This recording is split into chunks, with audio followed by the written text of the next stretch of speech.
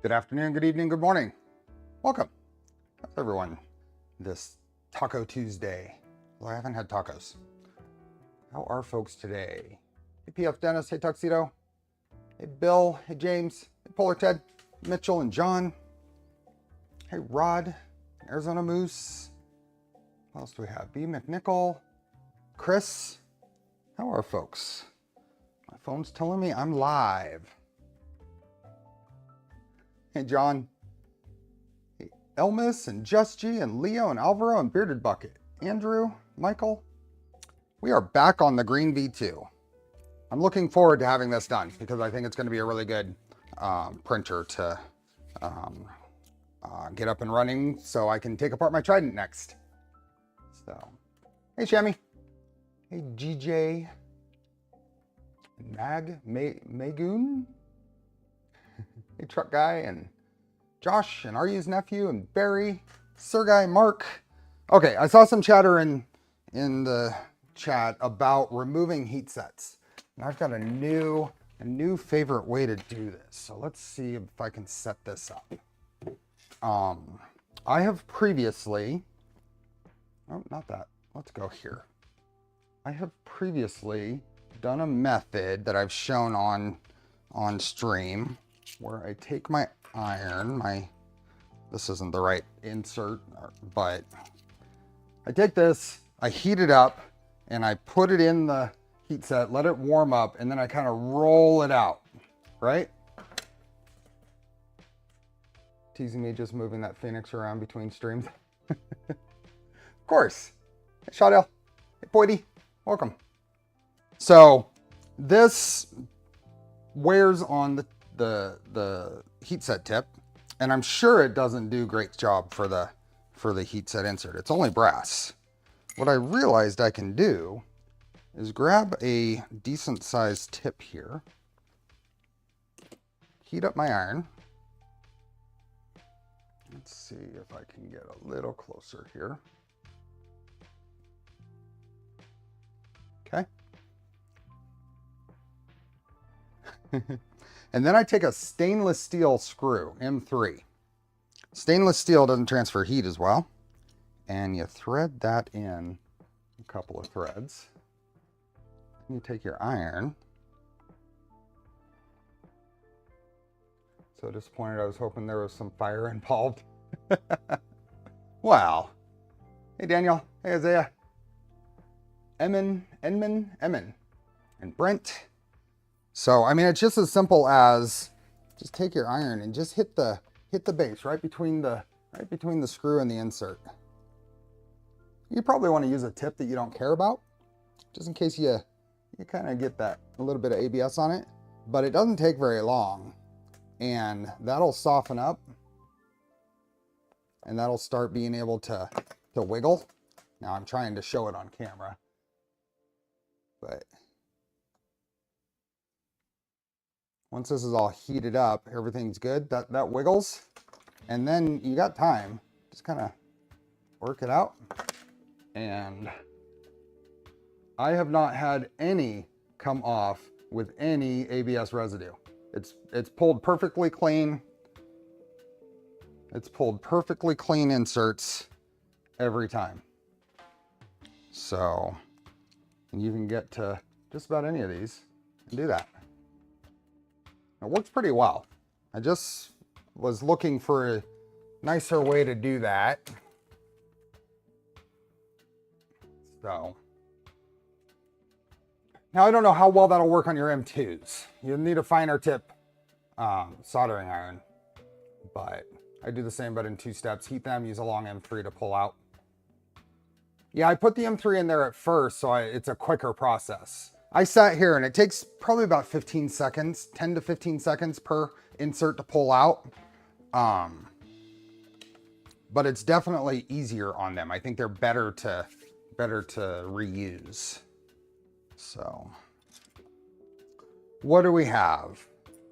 Today, we are going to work on electronics bay and wiring. Let's bring this out and up. Hey, Latian. Use threaded heat set tool to remove heat set inserts. Only need to engage a couple of threads. Yeah, I was thinking of a way to actually thread in an iron, but to unthread it. The stainless screw actually seems to pull heat away from that insert to where I'm basically unthreading it by my fingers when it's done. When it's out, by the time I'm removing it with my fingers, it's not hot enough to burn me. Nope, that's not what I wanted. I wanted this. Liz, welcome. Trying to model a mason jar lid in Fusion. Ooh. Need a brass tip with a threaded screw hole in it. Steve builds technique. Okay. Green V2. I made changes. As the piece that we removed the heat set from is the previous Galileo 2 printed part. There's a couple of minor revisions. The problem is that's my frustration with dark grays. This is that 3DO anthracite, and it is still not nearly as dark as that KVP graphite. But I don't have more of this, so I guess this printer is just going to slowly get switched over to a lighter gray. I need that. So this is a new, very minor changes to the printed parts. Some minor filament path things. Jared is in chat here. He could probably explain if anything to note. Graphite is almost black. Yeah, it's really nice. I just don't want to buy any more of it. I can't guarantee it's going to be the same shade as what I have now anyway. So one of the goals with this printer is I am going to run an umbilical to the tool head. So as such, I need a mount to mount the USB cable, in this case, since we're using a Nighthawk, and attach it to the back of the tool head. So in the Galileo files is a mod by HeartK that adds a mounting point for a PG7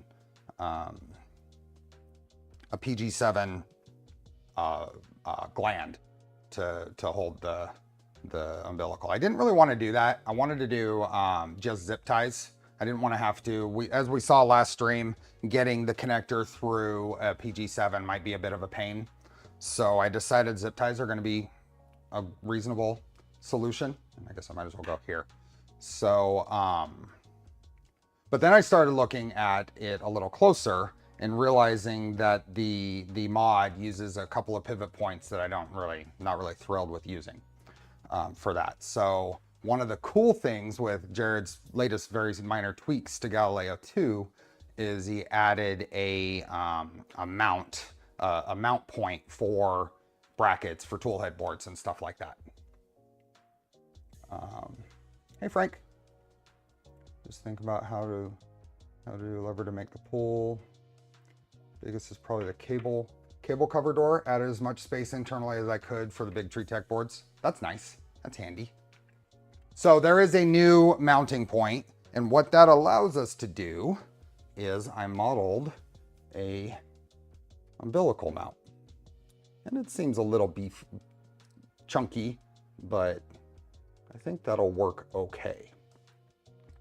So it uses the same cable chain mount piece, but then the additional mounting point over here, and then all of this can still pivot independently.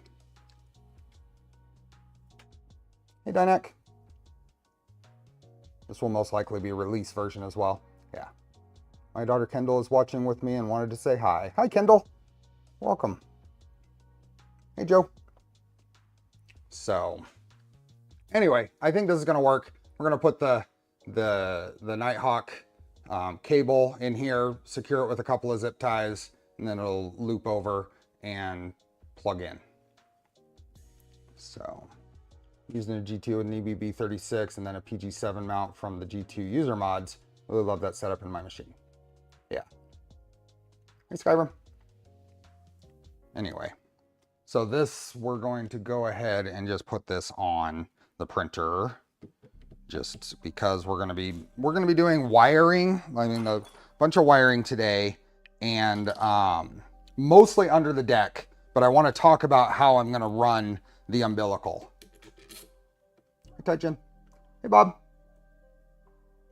Do you leave some space between the back of the motor and the bracket? I did. 0.5 millimeter. Left 0.5 millimeter. But this will show here. Yeah. So I'm gonna go in there, and the cable will go through. So yeah, I had trouble with the first mount. It caused the grip on the filament to be too tight. Yeah, the problem that I see with the mod that's out there right now is it attaches to one of the motor screws, and that needs to pivot. Now, it's not putting a lot of leverage on that, and it'll flex and whatever, but since adding this mounting point over here, this is going to be way better.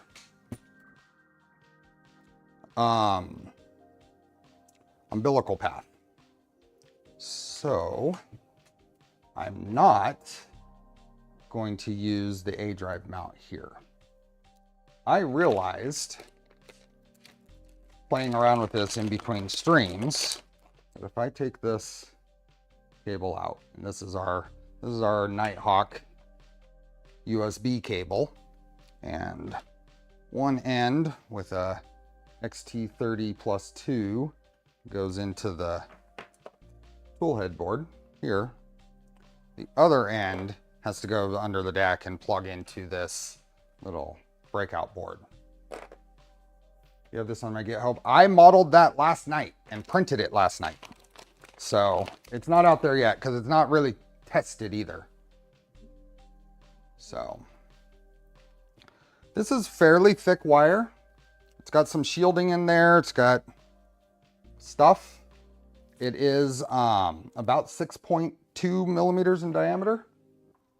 What I realized at that is, let's use this as a stand-in, is this exactly, and stays there, squeezes into 2020. And it doesn't come out easily. Pops in, stays in. So what I am going to do is run it along the back here, down this side channel behind the A drive here, and then over and into the deck. Now I have an idea inspired by another, Hart K. He's prolific. He does a great job with stuff. I just don't agree with the particular setup with the restrictions that he had for the mounting points on the older version. Let's make that clear. He made a cover for something else, and I think I'm going to take inspiration from that and make a cover to take care of this wire going across and then into the deck. So wonder if it's long enough for a 350 2.4. I think so. It's about 7 feet long. I mean, there's that much left over on the end. It's probably about 7 feet long. Nice added benefit. I wonder if that was intentional. I don't think so. I think I just discovered that. What I was looking at before is just kind of going through my process of options for umbilicals. And I couldn't have used this because this isn't the same. I want to use the LDO stuff, but this is one of the IGUS chain flex series, and this is I don't know what series it is, but the cool thing about this is it will take a you can take a piece of this open builds channel and put it in the slot like that, right? And this stuff will actually slide in. right behind it. So that's another option for some of my other builds. If I want to run a CAN cable through extrusions, it'll slide in. Now I can't put this on here and effectively push it into here. It's just too tight. But if the cover is already in the extrusion, this will slide in behind it. Hey, Brian. I don't remember exactly what series this is, and I don't have an easy way to look it up quickly. So, CF9. It's the navy blue stuff. I think it's 20 gauge, 4 20 gauge wires in there. This is what I used on Solid Fork. Okay, so I'm gonna run that through along the channel and then into this existing hole back here. Did you try it with the silicon style for 2020? I have some of that somewhere, Shemi, but I really don't like that stuff. I'm not a fan. Okay, let's tip this on its side and start cleaning up the underdeck. We need to figure out what our layout is going to be. So nothing's going to go flying.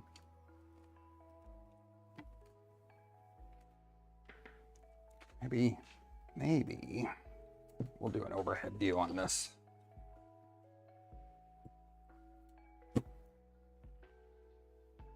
Yeah, that'll work. You know what I got for my Micron build? Good stuff. It's nice and, I mean, relatively, keeps its shape relatively well and is nice and thin. Just doesn't have any shielding. So as long as you can get away with that, it should be fine. Hey, Admiral Adama. Mike.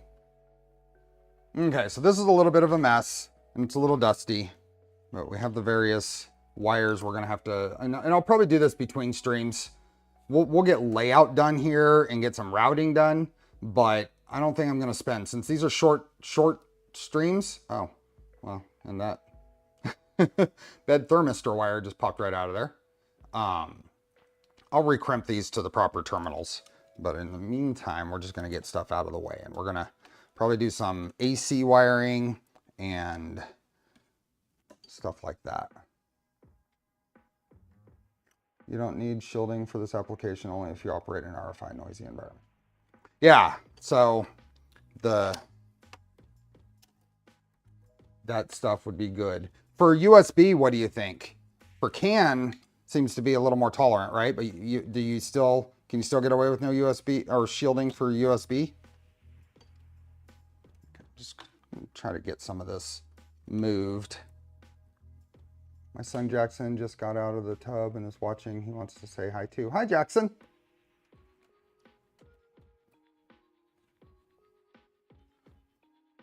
You shouldn't say short during an electronics wiring stream. But shorts are exciting. Shorts generate engagement.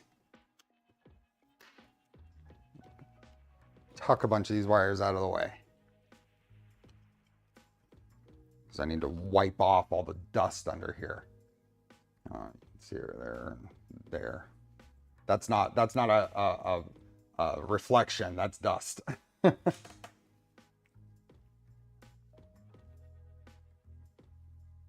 not taking USB speeds. At best, USB 2. Since you were going this far, it would be a good time to add Dr. Dave's skirt lights. I have some. Now with knees like mine, shorts are banned. Nero got a whole meme out of a short. Yep. Okay, so I'm just gonna grab this because I can just get in here and go over everything I can in here. Everything I can get to anyway.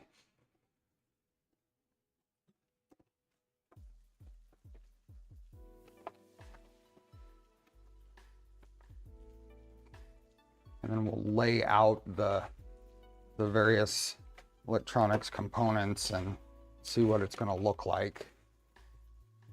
Won't your umbilical be much longer if not attached to the gantry? It is going to be. I'm going to shorten it. I'm probably going to do a very long service loop so I can use it elsewhere if I want to, but I will probably still shorten it a bit. It might make a couple of loops around the around the electronics compartment. I don't know. Okay, in general, and we're gonna do things like this and get our DIN mounts on here.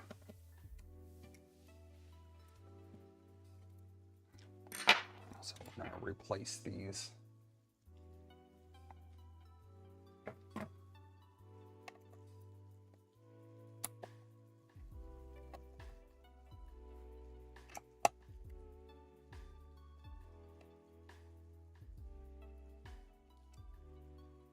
These are the old style little ABS spring.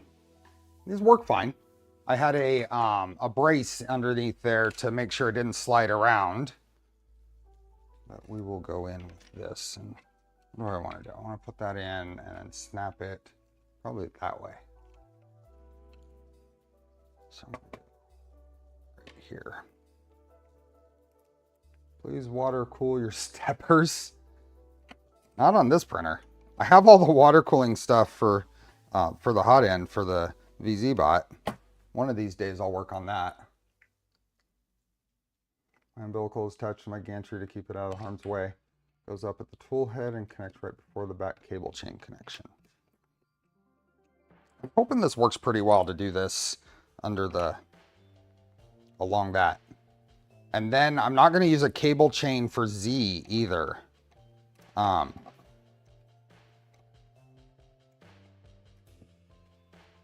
Those DIN mounts, I hate them. I swear they never come off once I put them on. Are you talking about these that I'm putting on right now? You're too tight. Do the CF9 have twisted pairs for USB? I don't think it's a pair. I think the whole thing is twisted. I don't think they're twisted individually. Okay, so that's on there. And then let's really get this out of the way so we get good focus right here. And let's pull out the Leviathan.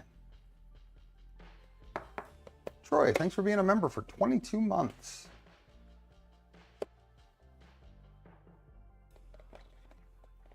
Okay, Leviathan. Little connection cables. This is for USB.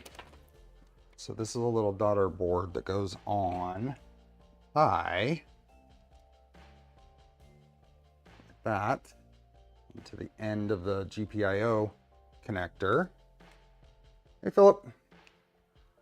And then there's a little jumper cable that goes from here to the Leviathan, and that can provide UART, but it provides power. It has the UART pins and power. And then there is a USB cable that you can use, but it also has this really cool, where is it? Okay. The other one I have had this cool little USB cable.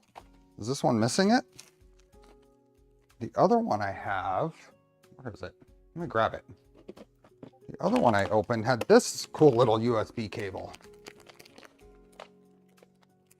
which I'll probably use. I don't know why this one doesn't have it. I'll have to ask Jason why this one doesn't have it. But a little ribbon cable to go from here to the Leviathan.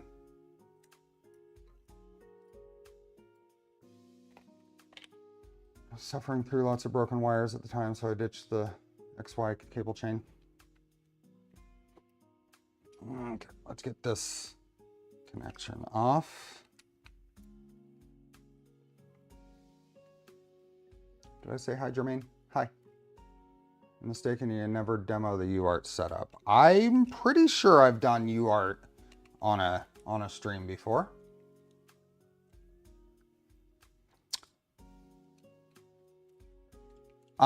In this setup, we could use UART. Our Toolhead board is USB connected. With the Leviathan, you can't mix UART and use the Leviathan as a USB CAN bridge. You have to have it connected to the Pi via USB. Okay, so there's the old.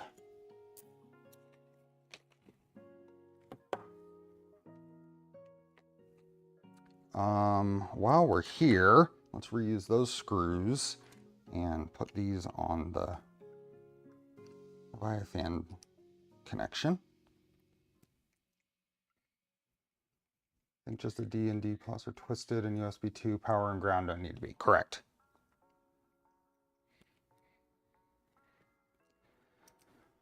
I got the shelves for my shed. Those arrived a little late, but they finally arrived. So I'm looking forward to being able to actually start organizing stuff in there. Pathetic Puma. Instead of just having stacked boxes in there right now. I love to new to this world of 3D printing, and I'm planning to upgrade to a Voron. Awesome. There's lots of resources out there to help. How much does it cost for a 200+ bed-sized Voron? Well, that starts at the switch wire. Switch wire is the beginning of the 200+ sizes.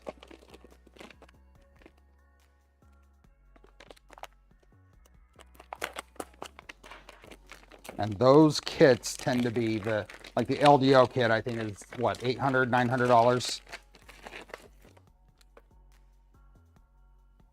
UART is usually the last resort, pretty slow these days. For the controller communication, it cleans up the wiring. I think that's the biggest advantage. There's our Leviathan. And we need to set up the standoffs for the Pi, because the Pi mounts right here. Low end, you're looking at $600. Is that what it is? Okay. This baggie has little brass standoffs. And these should be, yeah, oh, they got little teeny tiny socket heads. They're probably M2.5s, maybe M2s. I'm actually looking for Creality K1. I'm not planning on any kind of speed printing. Just want something good that I know I'm going to last. Just look at the various feedback out there. I'm not going to provide any because I don't have any experience with it.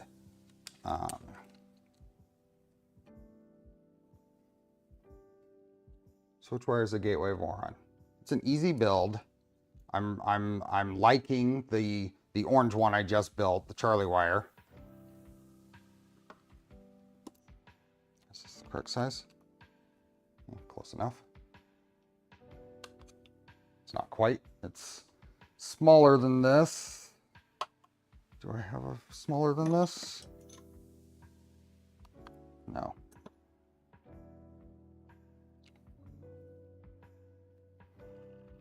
I'm just putting these in, and then there's a small nut on the back. You're running CAN from the Leviathan or the Pi. We're not running CAN on this printer at all.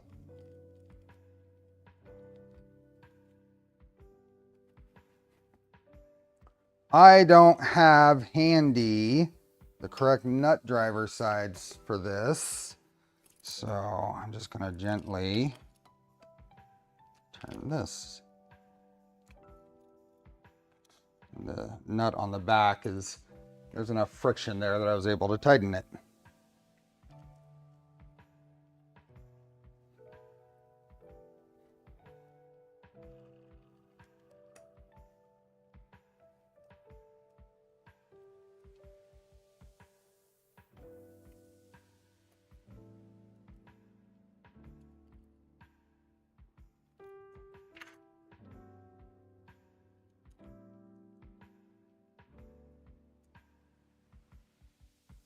Oh, you're right. Just G, good job. I always forget that there are nut drivers in the... I always forget that there are nut drivers in the iFixit kit. Probably that one. Oh, one more up. There we go. Oh, I got that one tight enough. That one too. That one could use a little bit more. And then this one. They are 2.5s. There we go.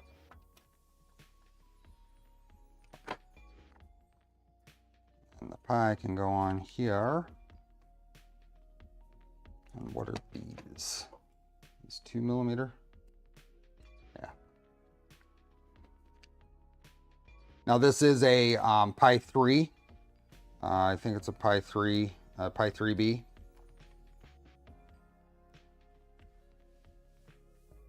There are nut drivers everywhere. Fortunately, Trident didn't exist when I built my first good printer, so that ended up being a rail core. Also Core XY with 3-lead screw. Rail core was, I was really interested in that. It was just expensive for me at the time.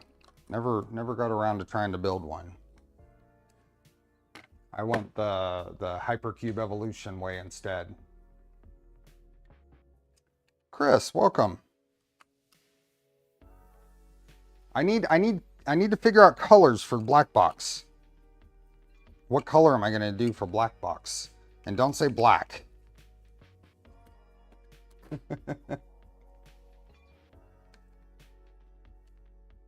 Hey, Peter.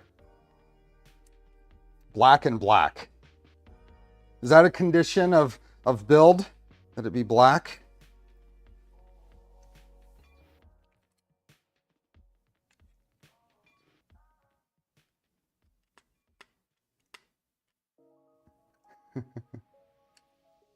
Cookie CAD does have ABS. Something, something, you can have any color as long as it's black. Yep. If you can find me a very dark gray, I would absolutely use that, and I'll use it on here too. I'm just a purist, that's all. Okay, so that's on there. This then plugs in to that header right there, which is nice and short and clean.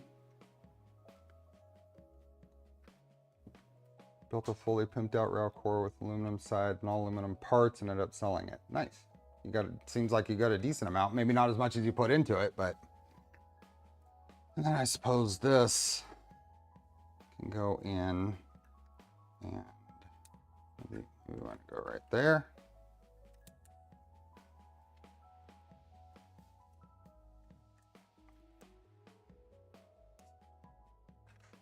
Probably change the way that routes, but in general, that's how it goes. Nanotube gray and ionized cobalt black. Shadell, thanks for being a member. Sparta 3D Galaxy Blacks. Sparkle is a very dark gray. It is.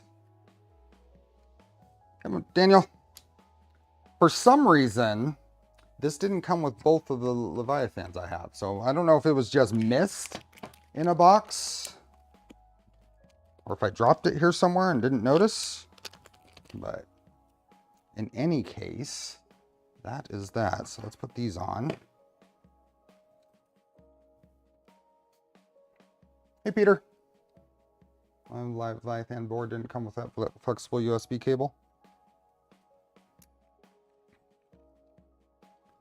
I guess it's, I don't know. The one that came with that cable is one that I've had since the first batch.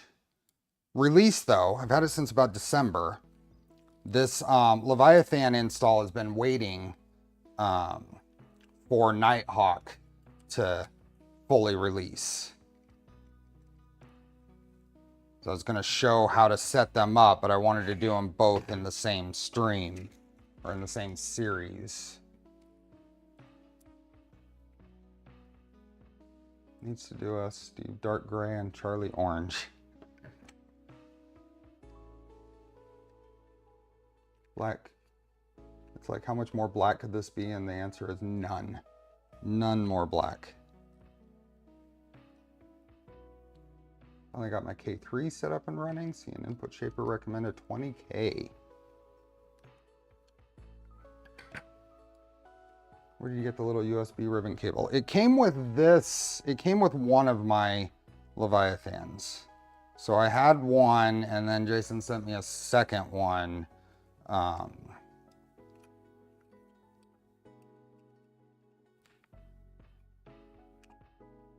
The second one didn't have it in there. It did have a USB cable, but it didn't have this little ribbon cable.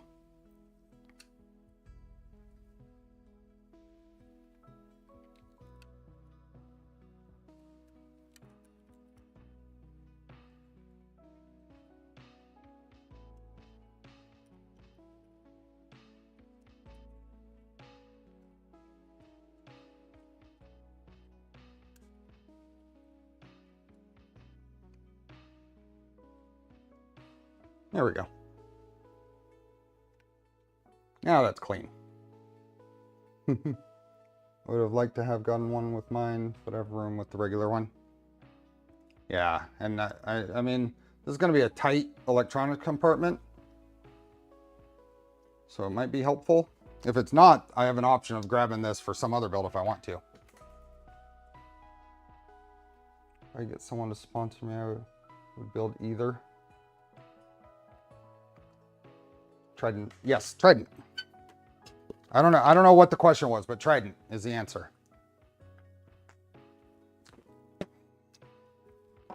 Okay, then we have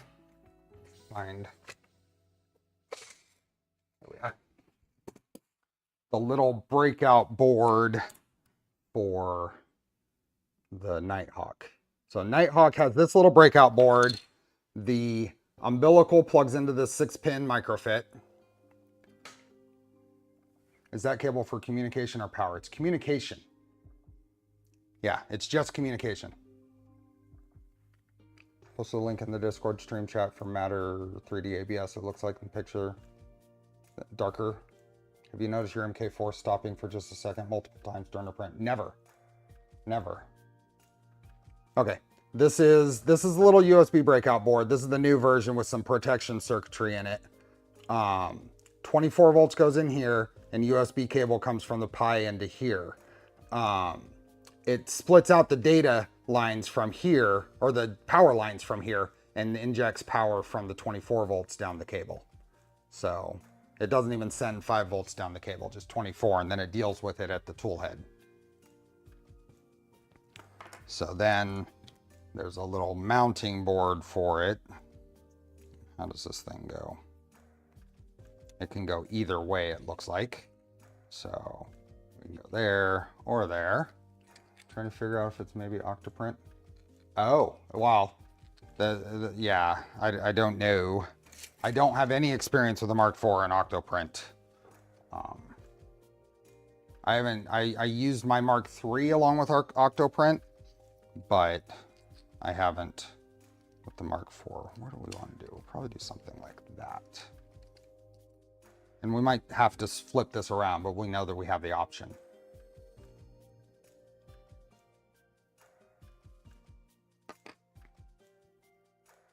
And I think because we want to know which direction this is going to end up sitting in there, we're not going to actually put that board on it yet. We're just going to use this as the placeholder. So I'll set this over here. And then we have our SSR and our 48 volt power supply, because we are going to at least start with running the AB steppers off of 48 volts. I saw somewhere mention that these speedy power steppers in two-wheel drive work better at 48 volts.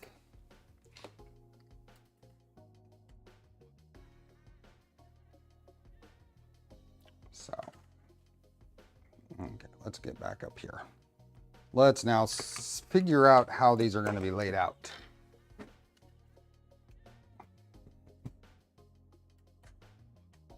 Plug-in, use that processing power on the Pi. Are you running Pi 3 or 4? So I've been running, I've got various printers running either 48 volts or 24 volts to them. And for what I've done so far, it doesn't really matter. Hopefully we can actually see a difference here.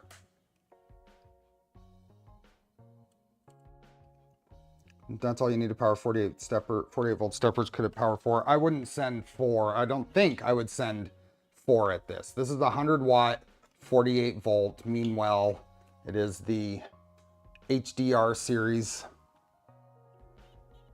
Anybody wants the number, that's all the numbers and all the specs. Now, figuring out where this is going to go in here, it might be a challenge. Now, I have another one that's the IRM series. It's smaller than this. So there is a IRM series that is smaller than this, but it doesn't have an integrated DIN mount. This one's integrated DIN. So let's get some of this stuff tucked out of the way for now. And let's start with the big power supply, because this is kind of a fixed spot in here. That's going to go in there. And immediately we're low on space. This little bracket that I have here isn't going to be able to be used anymore.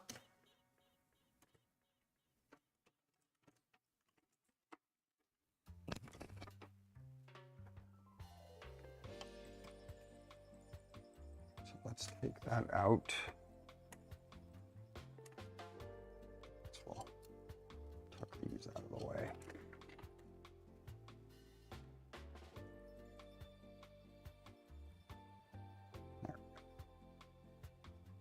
What's retail on that? The form factor is sweet. I don't remember how much it cost. I don't. I ordered it from DigiKey.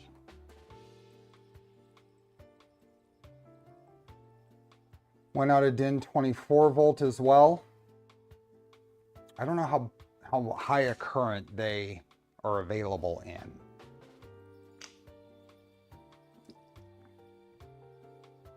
$39.15. Okay. This could potentially do like this. This has, where do we have here?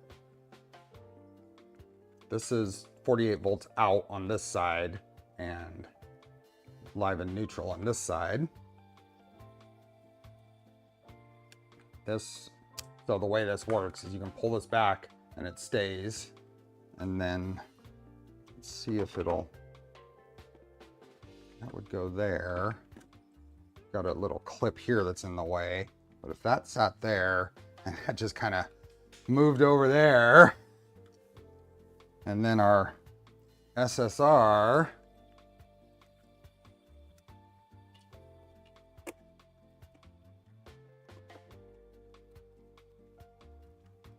oh, come on.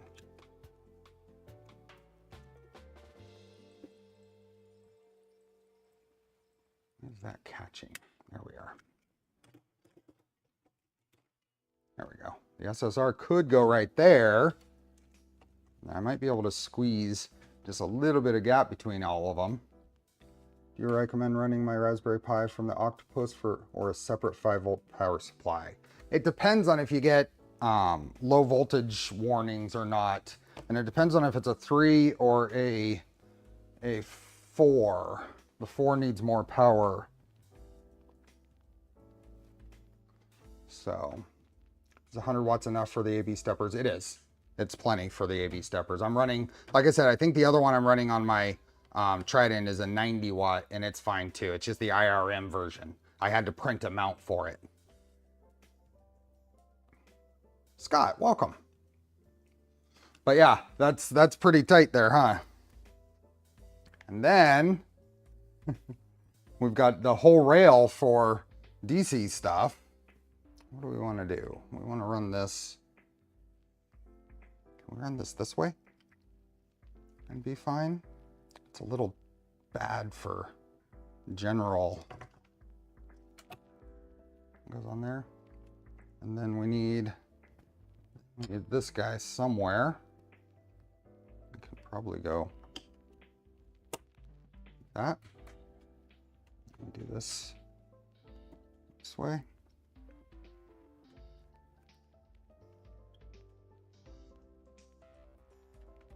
That seem reasonable?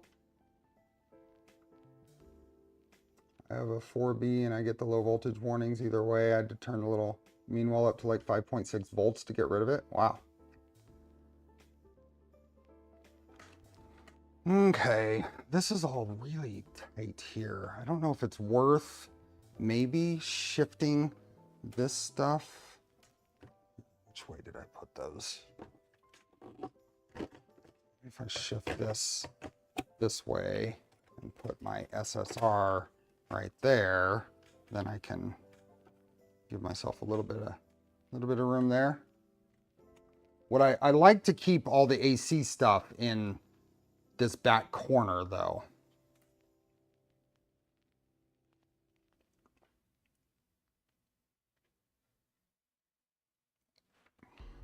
Yeah, yeah, you're right. It's all my stepper connectors are over here. I mean, I have enough cable here. I think. That one doesn't really reach. I might have to. Oh, this is a plug-in connector, so I can just do a longer cable for that.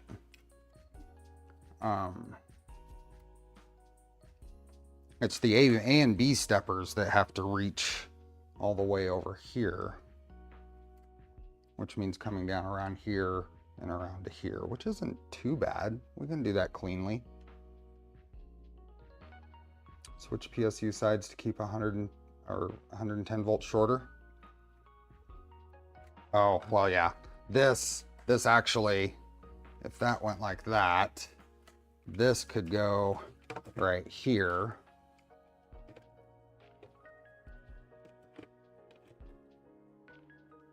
Then that locks in.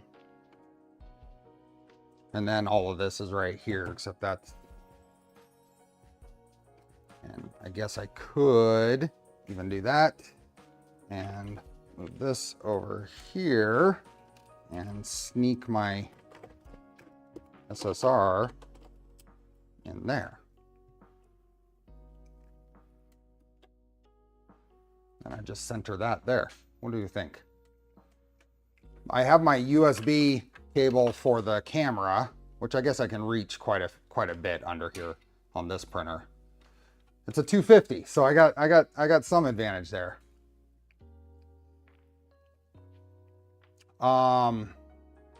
Let's see if I flip that. The suggestion is to flip the Leviathan.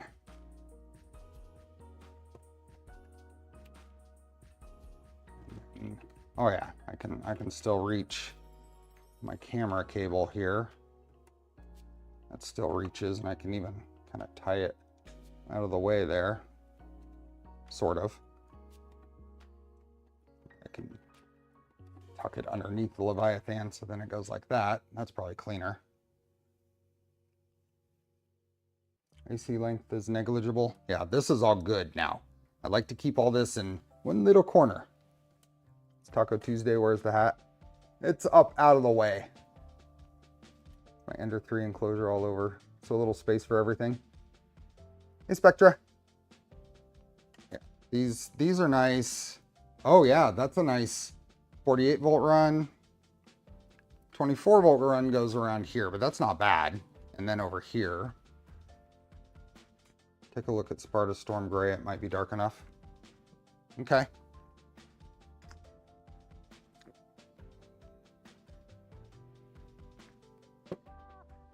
Lots of talking outside. Oh, it's a DHL delivery driver talking on the phone as they deliver something. They were doing that yesterday too when they were delivering. Stream and tacos, perfect way to end the day. Hey, Alan. What's everyone use for their webcams? This one has one of those WaveShare OV 5820, 5628s or whatever. So, what do we think? I think that's pretty good right there. I think that keeps everything right here. It's a load side. So we need to just start That's on there tight enough. What soldering iron do you use? I use a Pine-Sol for heat set inserts, and I use a Weller WAS51 for regular inserts. This is my Weller. Or not for regular soldering and random heat sets. PF Dennis, thanks for gifted memberships.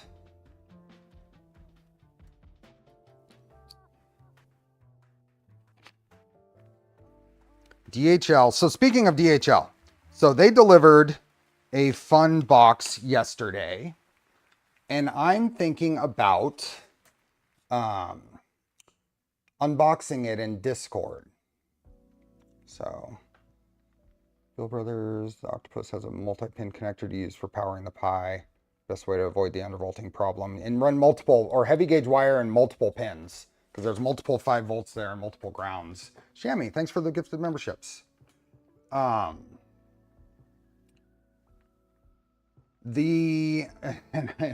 I'm gonna squirrel here a little bit because I just realized I didn't say there is a polymaker filament giveaway today. So check the pin post, and the description is the link. Anyway, I want to do a Discord stage event in my Discord server. The link to join is in the description. Thank you to Double T for recent bumping me up high enough to keep the custom invite URL. And thanks to everyone else that is a Nitro member as well. That was just a jump because we dropped below that the other day. So, Rod, thanks for the gifted memberships. So I got a Prusa Mark III in, and it's fully assembled. So what I thought would be fun to do is unbox it in Discord, because I don't think I want to do a stream on it. Unbox it in a Discord stage and just kind of set it up and print with it and just hang out.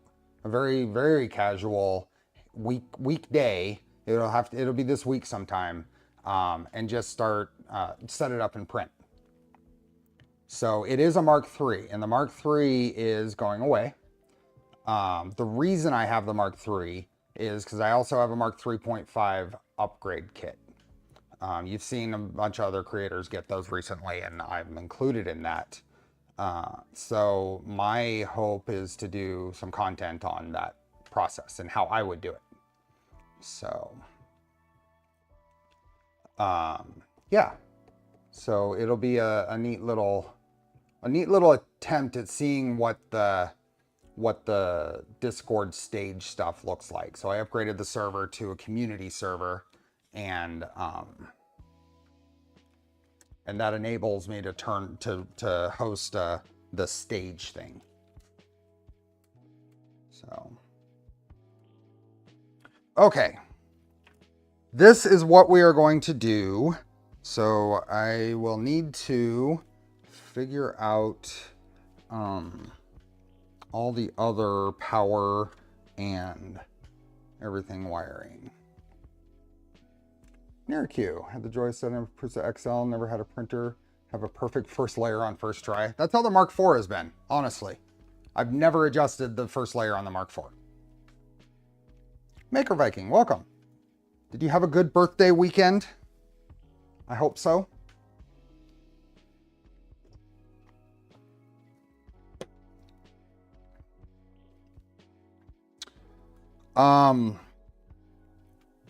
This is a bed. This is a bed wire. Where did that go before? Oh, it went over here. Okay. This is my LED wiring. It goes down this side, this other side of the back panel. That is probably going to need to be extended.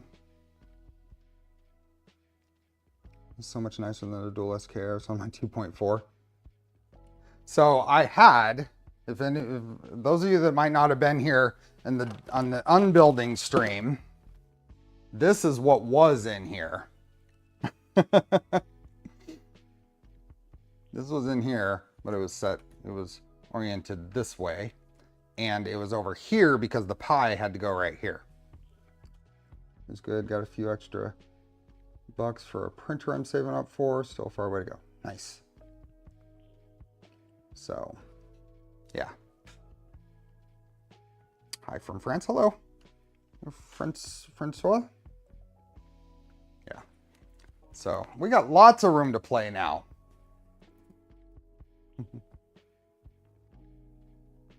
The 240 build was a little frustrating in parts, but overall it was fun. We made good progress. There's a couple of bits there that the shocks don't fit very well. And so I actually just today got in some pieces I'm going to use to fix that. Now I understand the upgrade to Leviathan. Still have a Matter Hacker LDO 2.4 Rev in a sealed box. I think I bought it in July. Yeah, they had that huge sale, right? Okay, I can't just stand here and not make progress. So let's see, where is a... You get these power supplies out by putting, there you go. You can grab that little tab with a screwdriver to pull it off. And then I need to look at what we have for, what's the trade-off? Pins lost. Well, there's way more than I needed in that, oops, in that duet setup. I think this is gonna go, this is one of my little wire anchors. You just twist those and they come off. And then this is gonna have to go this way, and that's gonna end up being extended. So that's gonna go along there. And this and this go to the SSR. And then this is power for the LRS 200.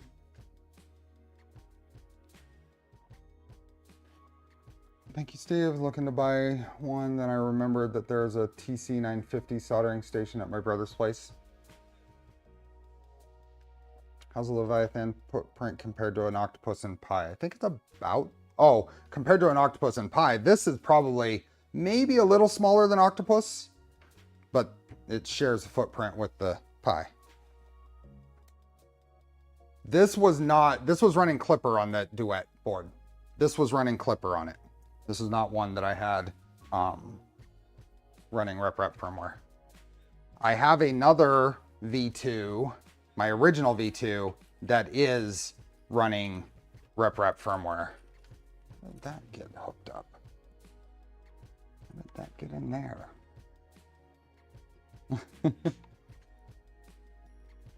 There we go. Which is a huge advantage space-wise. Is the Nighthawk an easier software coding than CAN bus? Yes, because it's just like any other controller. It's just USB connected.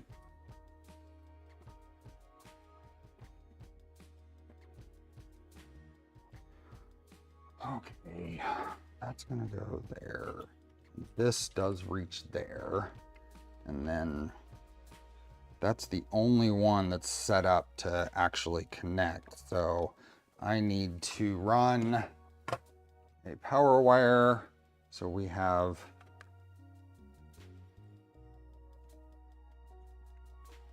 live and neutral on those two. And the rating, there's something, don't quote me, I'm not gonna quote or whatever, but there's something about this power supply that requires that it not, maybe it's a power rating, it doesn't need a separate ground. Pi and MCU are connected via USB or UART. We could do either. Right now I've got a USB cable in. Since I'm running the USB Leviathan board, I can do either. If you're running a CAN board off of the USB to CAN bridge on the Leviathan, you can't use UART.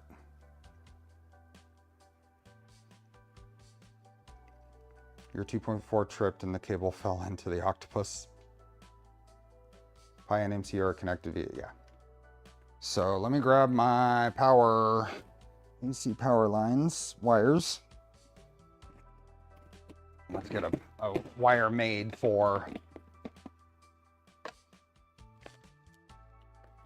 that.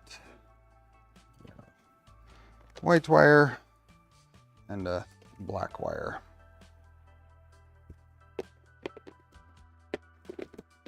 This build would be so clean with Wago DIN terminal blocks. They're down here.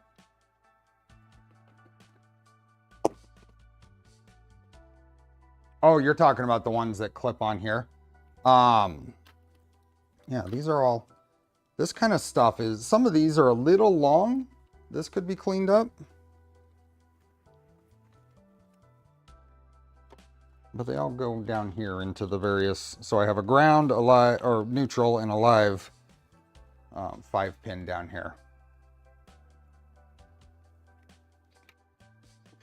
So let's get some of this done. What time is it? 6 o'clock. We have another hour. So we do the filament giveaway at the 2-hour mark on these Tuesday streams. And you have to be here. And we want to really be, we really want to be at 200 likes. We have 221 people here. We should really be at 200 likes in another hour. I am going to use a ferrule.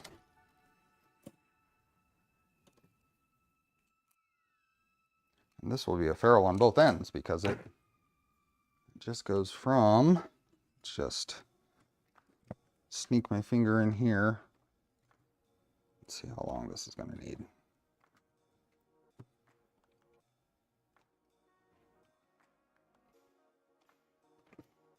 Ninety likes, hit that like button.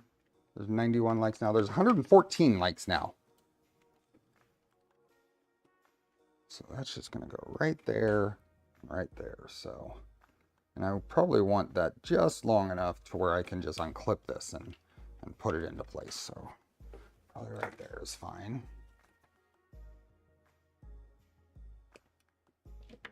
Hey, Tessa. Just bought 4 rolls of Polymaker. They all ship from Amazon. Yep. Did you buy them using my affiliate link, or at least your favorite content creators link? I'm okay if I'm not everyone's favorite content creator. A little bit okay.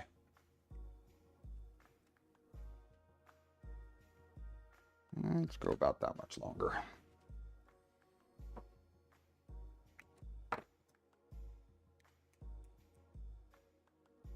Two-hour mark, I'm like on the right coast and have to get up for work at 3 a.m. Oh no.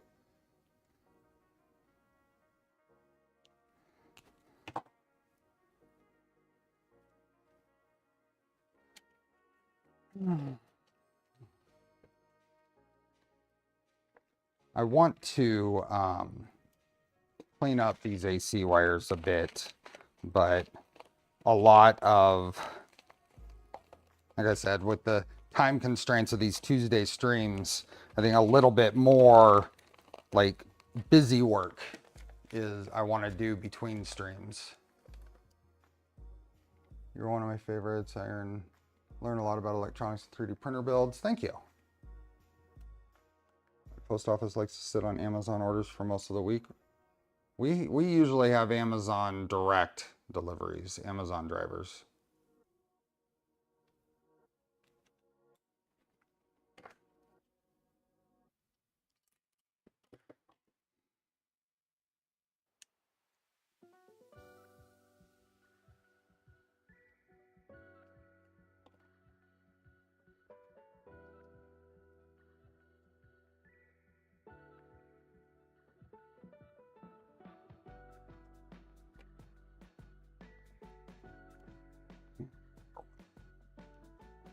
Speed is comms set. Oh, are we talking someone having trouble with CAN?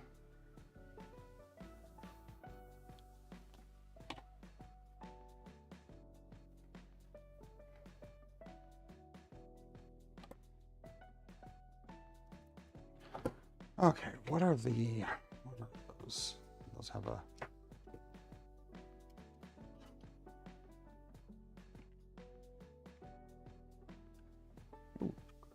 barely fits in there. That actually screw it in.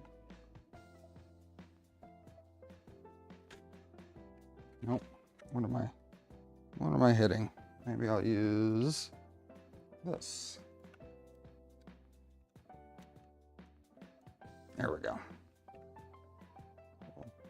Open that up. That is our neutral.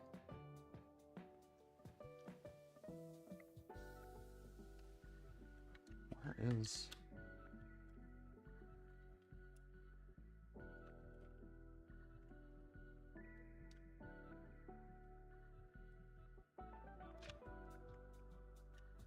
Let's say you're my all-time favorite. Lots of great peeps on the...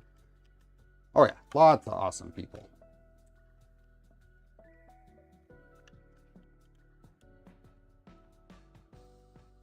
I'm 40 minutes off a major distribution center for Amazon, so I'm pretty solid. Yeah, same here. I think it's up near the airport here in Sacramento.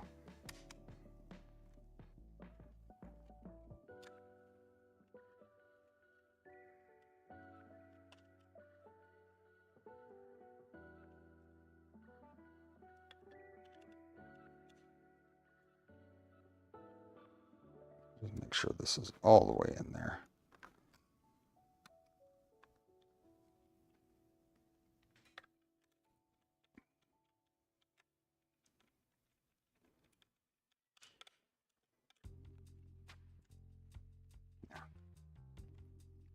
So this is going to go under here, and then I can plug them into the terminal blocks. What can I do about cleaning this up right now? Is there anything I can do? Where does that go?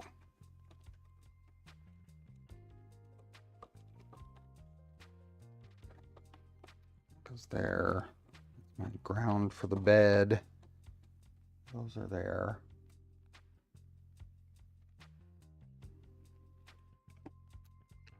Those are the SSR, and that's that. So that's really not bad. I don't think there's really anything I can do about that. That'll be fine. That one, and let's move this.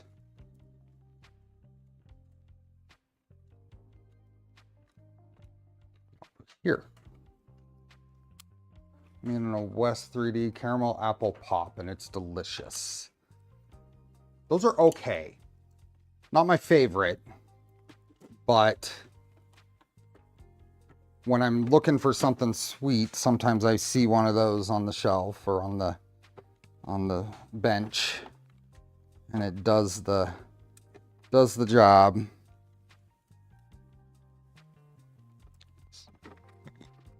I don't have a good view with this.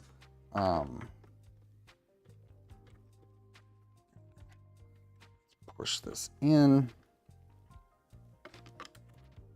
Snap it in place. Other one comes over here.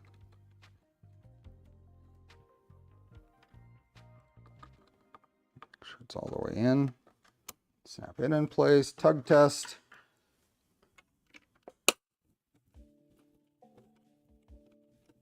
Okay, that's on.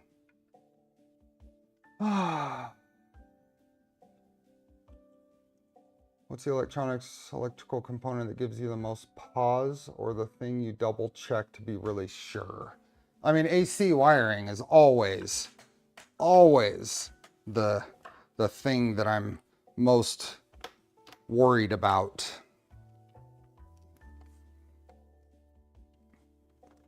The AC wiring. Probably gonna have to move some of this around in order to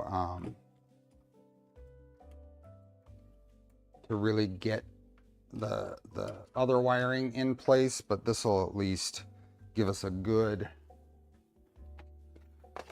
idea of where stuff is and how it's connected.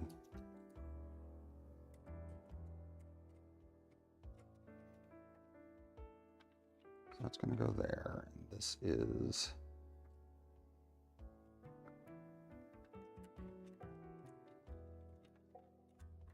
Like on my, even on Phoenix here, I was doing a final triple check of all the wiring and I noticed I had swapped neutral and live on one of the power supplies.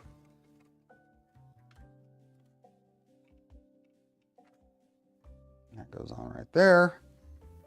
And the SSR load side.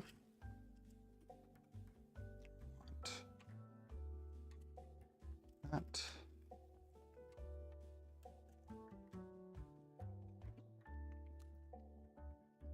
My first time really dealing with stuff like that. I checked AC so many times. Yeah.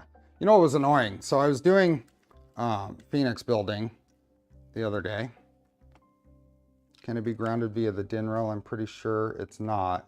But it makes sense to provide the ground via the rail. About the PSU. What are, oh, this one is not. It's not. Okay, so that's gonna go there. And then, so I was building on this guy. I mean, check it out. Check it out. I was filming because I've been filming all the build for this. And I was going through the Toolhead assembly, the things that are different. The X carriage, the X end stops, all the stuff, the tap sensors, all this. I did all that, about an hour and a half of filming. And I finished and I looked and I forgot to hit record. Hey, Dr. Dave.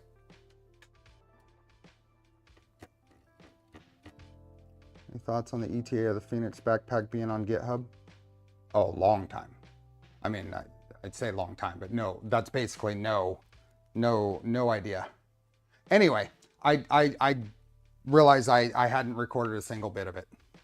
So what I did is I hit record and I went through a summary of everything I had done and showed some close-ups of the things and stuff. It took about 10 minutes to go through that, that hour and a half or whatever of assembly time. First time that's happened over all the hours of me recording on that. The only other mistake I'd made in all of those is I accidentally left the chat overlay on in OBS for one build session. Other than that, it's been pretty solid.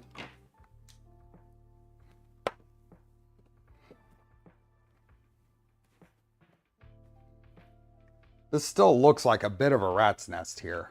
There's just a lot of wires in this short spot, and you need enough length to be able to work with it.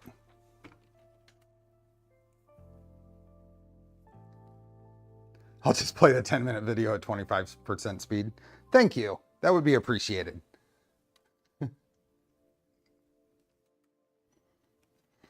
Okay, so that is all the AC wiring done. I like how this is. That's probably going to have to go, just life reminding you that you're human. It's going to go there. And that's going to just tuck around and plug it right there. So put a little tie right here to keep that in place. I got to the apple in the center and I see what you mean.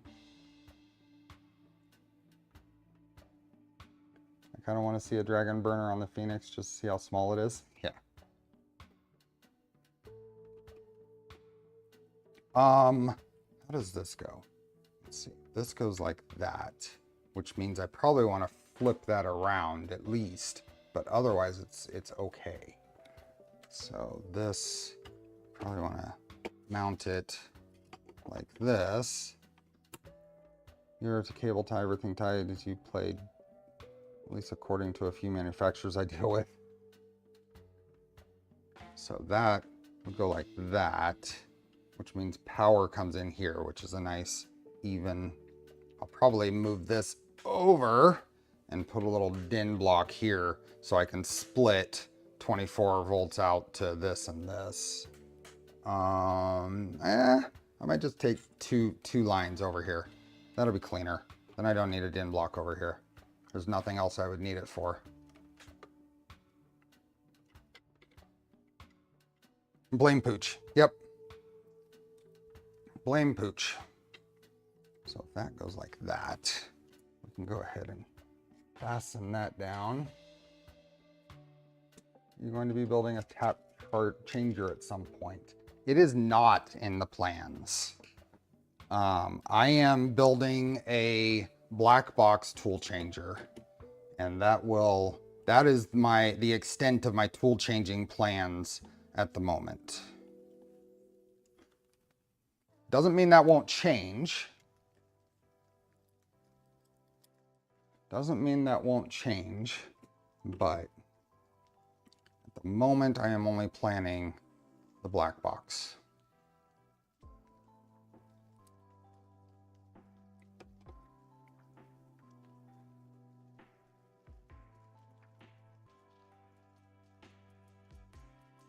Okay. That is going to go there. That is about as far over as I can do that.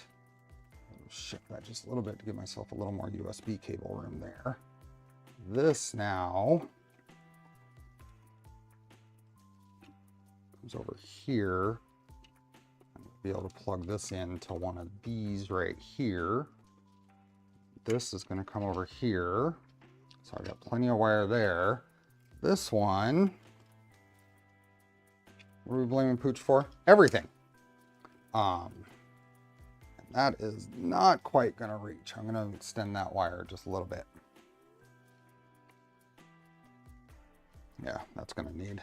Oh, actually, we're going to unplug that. We're going to grab this one, plug it in over here. And then I don't have to extend anything because I'm going to have to shorten several of these. Honestly, don't win. Steve builds, sleeps 2 streams a week, building multiple printers, RC cars, such, and working full time. Well, I've got such a great team at work that, not that they make up for anything. It's just that there isn't a whole lot to deal with extra. It's got my regular stuff. Okay, so now I've got plenty of wire length on that one, so I can cut that one short. This one can come over here. That's plenty of wire here.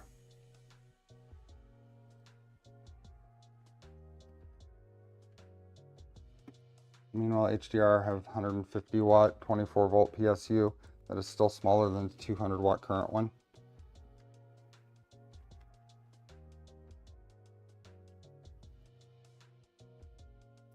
There wasn't a Steve Build stream about it, so I had to figure it out myself. Which one?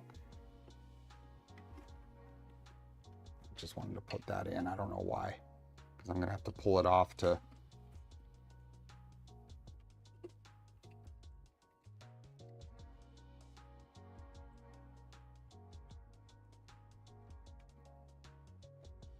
There we go. It's going to go there. I guess one of these I'm going to have to redo. There's no way around it. This one isn't going to reach from any location. That one's just too short.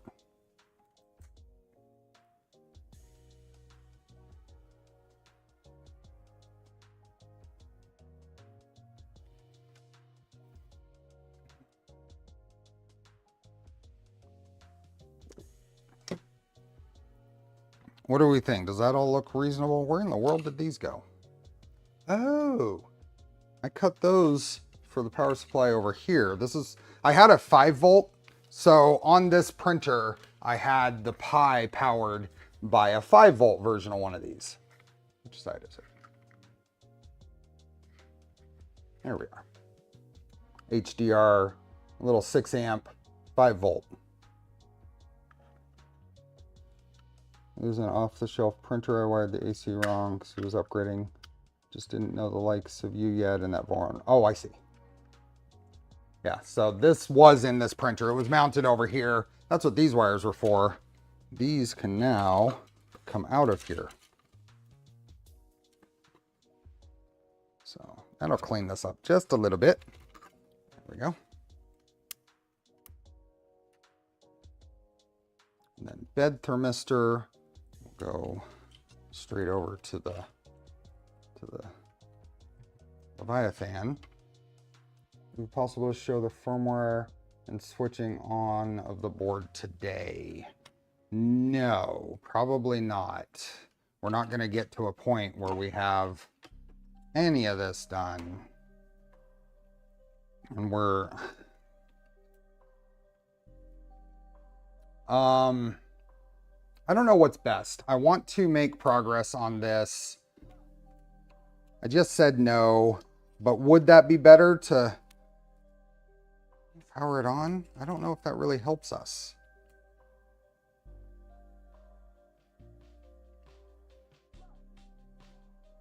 Double insulated power supply, no protected ground. Yeah, so this printer it does need some work in the grounding department. I don't have the frame grounded. I don't have the shell of the SSR grounded. This one doesn't need it. But the bed is grounded. There's a ground going to the bed. But I think that I need to run something to the frame. That's still. I'm missing 2 skirt fans. No, I run the fans here, and apparently on this one I ran a through system.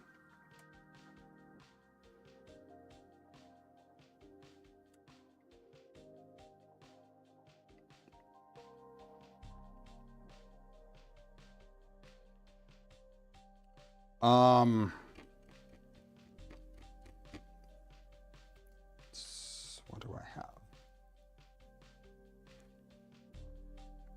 Andrew, I've seen people die by failing to test before touching.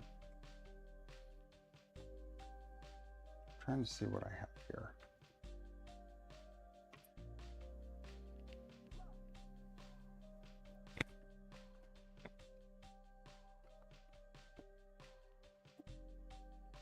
There.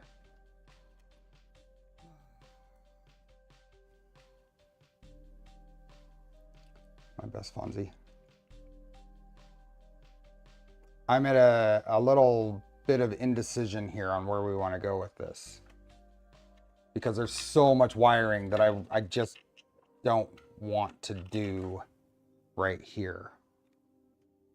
If I run power to this, we could get this hooked up and we can see how much print time we had on it before. Is there anything I need to... I mean, it's not going to be happy, but that's okay. The rest of this is okay. The wiring should work fine. We can just run 24 volts to this and power on the Leviathan. German calculator, was there a mod for the solid fork that you know of where there's the capacity for a bottom panel? I run a bottom panel on my solid fork, but mine's a solid fork 120. Yeah.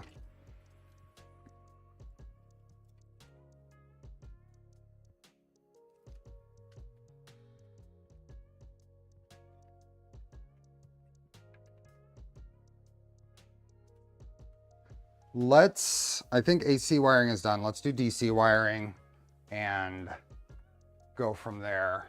I need to find more of these little cable chain mounts. I think I have some up here.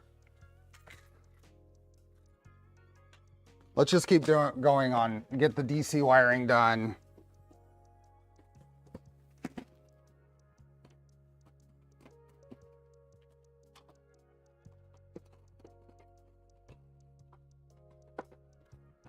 There.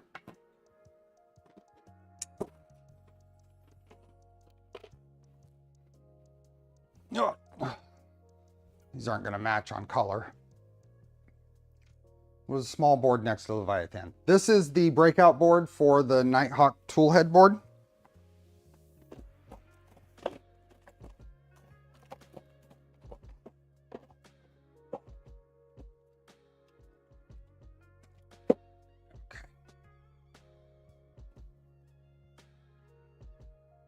Just have to always touch first with the back of your hand. That way a muscle contraction will pull it away from what you touched.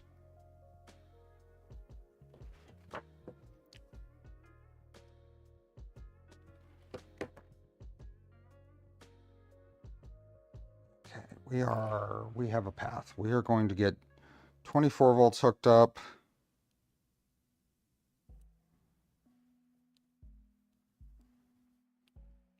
Path to progress.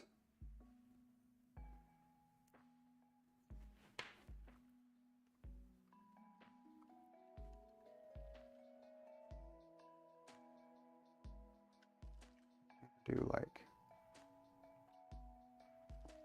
there. This one is not really useful, so I'm gonna, actually, is that useful? Yeah, it's in the wrong spot. I'm gonna pull it, twisting it. There you go.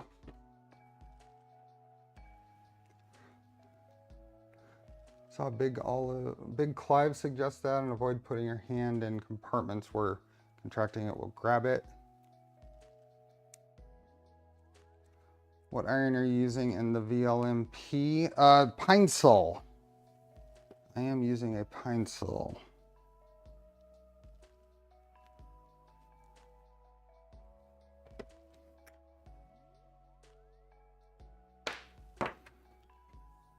Okay.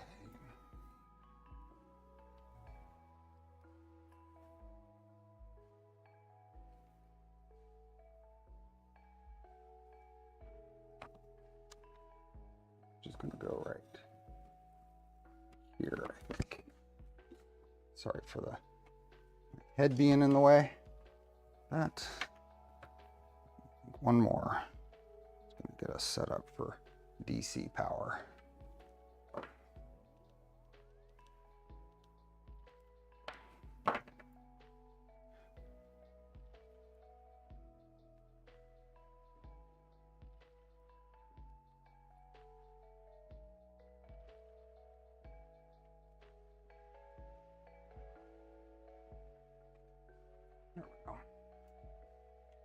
Okay, some silicone power wires.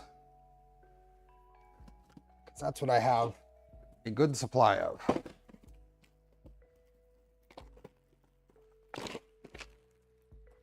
And what do I have for, what was I using before? I don't want to use any of that. So this stuff works pretty well. It's the, I get it off Amazon. This is 18 gauge. So this is going to go from here, and it's going to go along these, and it's just going to come over here and go here. Now we have heater, we got board 24 volts, and heated bed there. So we're just going to go right to there. So that's about how long we're going to want for that one.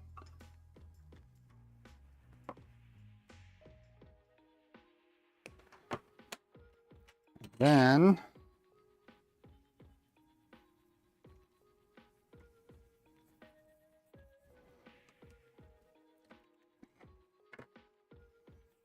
go from this and along the same path to here.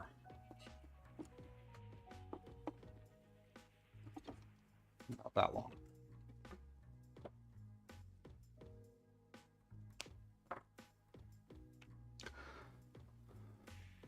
So those of you going to Rocky Mountain Rep Festival, what are you most looking forward to seeing there?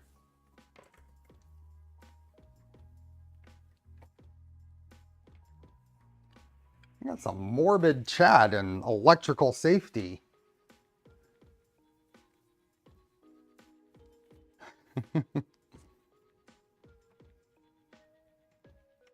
Everyone, exactly. Here, let's be, yes, I definitely want to see people. If I'm bringing, if I could only bring one printer besides Phoenix, so Phoenix is off the table, the next question. If I could only bring one printer, which printer do you want to see?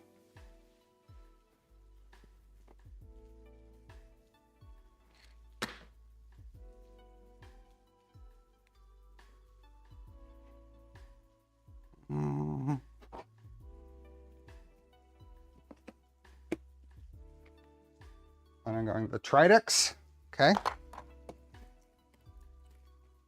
Parley wire, We got Tridex. We got a few votes for Tridex.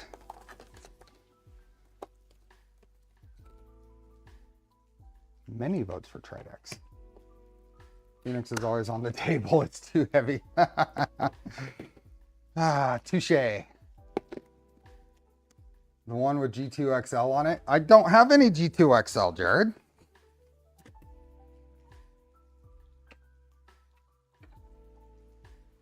To see people, old friends, and visit an old hangout in Loveland. Nice. The next one that's going to be released. So I'm getting some heat shrink here that I'm going to cut into sections. And really I'm going to use this just to keep this split, this 2-conductor silicone wire from continuing to split past where I want it to.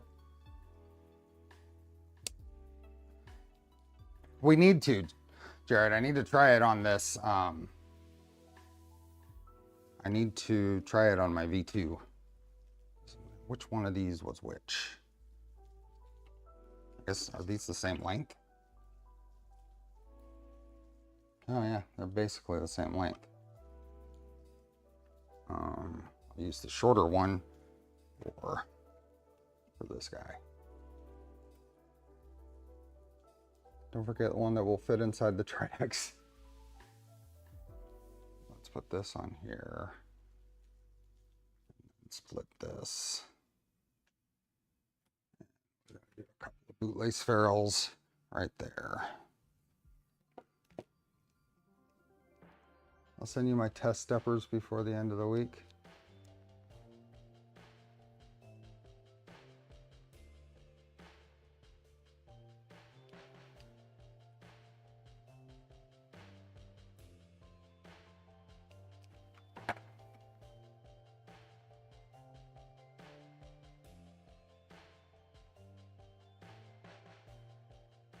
So my plans are to bring as many as I can.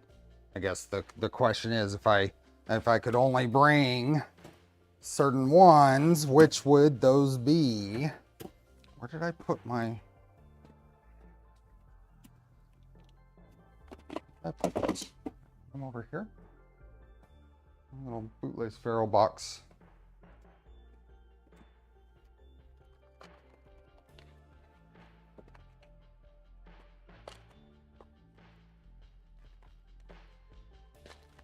This is a machine with lightweight X-beam and XY joints. Yes, this is. Where are my... Oh, there they are.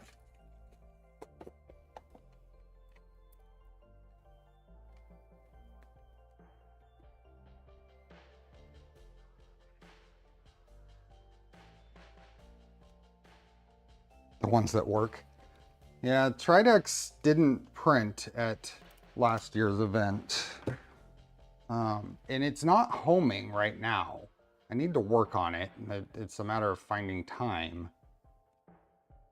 Turducken printers, Phoenix, Tridex, Micron.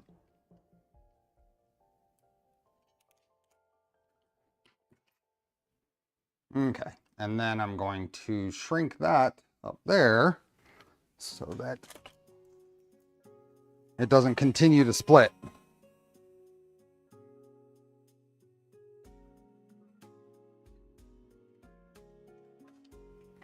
Like that.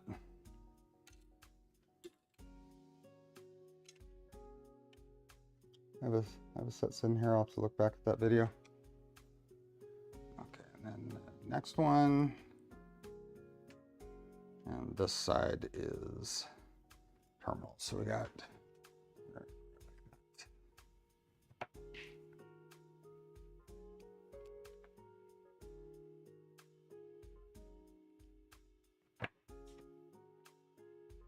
Tridex tool heads need to be repaired.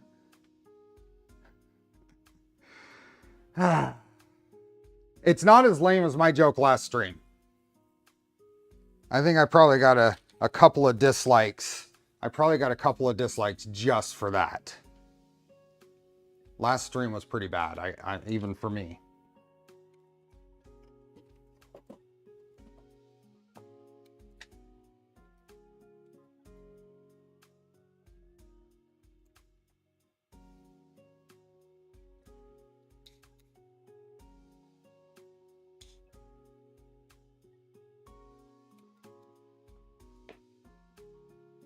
Nah, just some groans.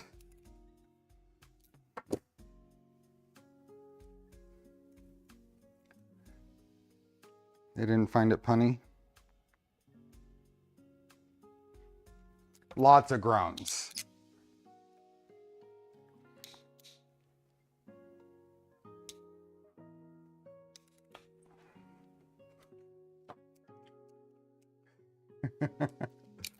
Yes, forgetting to do the drawing.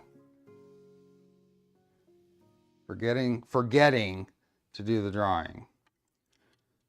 Okay, if that one goes there, that one goes there,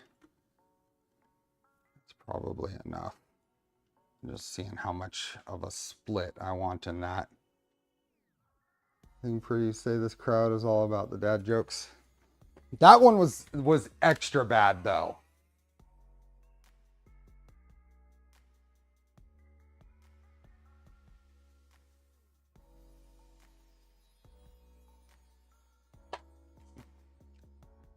Okay.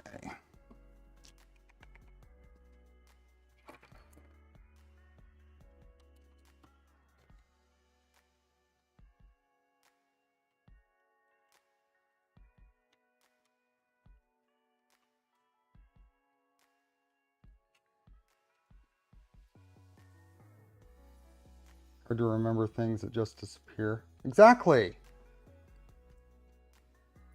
You're here for a drawing? We got 23 minutes and we need 55 likes. I want this one. Yeah, right there. 23 minutes and 55 likes. And I've got 5 memberships to give away today. I just go for it. Beginning of the month, they're gone. Then I don't have to remember them anymore.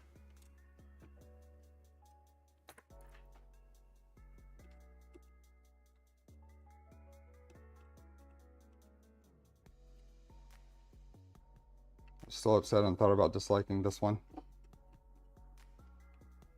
Okay, these go in here.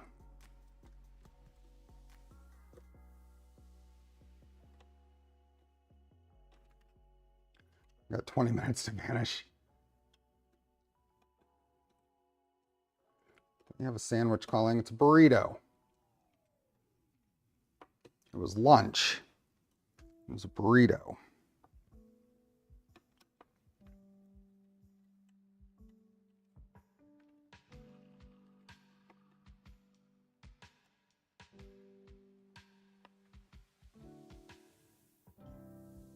Okay, so that's going to go right along there once it gets zip tied to those.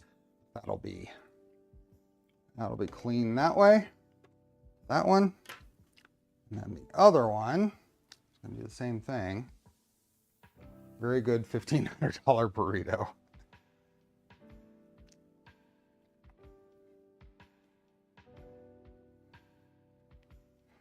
Same thing here.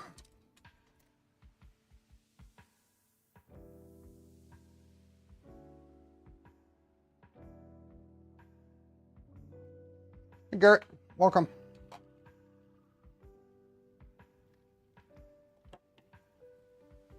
What's isn't a LDO Trident kit like, and it was it a 250 or a 300? That's what at least a $1,200 burrito.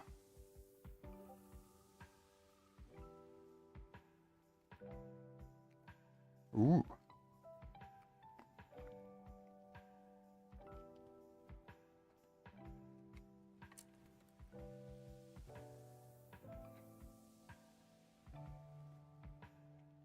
Hold on a second.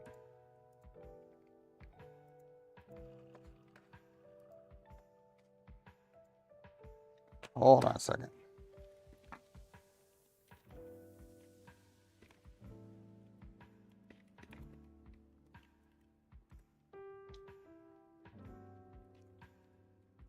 Okay.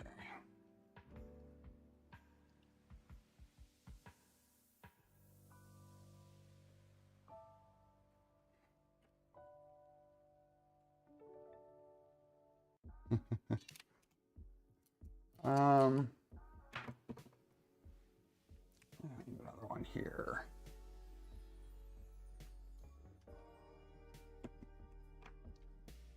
You're not taking an hour and a half talking about bagels. What was that on? Was that on Daniel's stream? Okay, we have.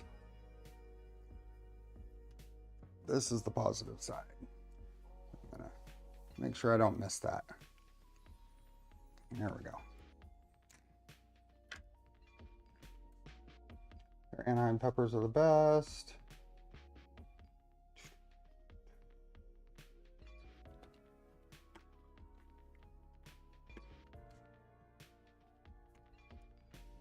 Oh, I don't know why I don't want to actually attach this yet.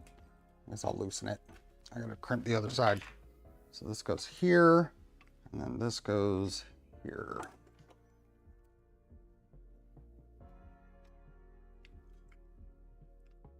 Pros and cons of boiled versus baked bagel. Are we gonna get into bagel talk?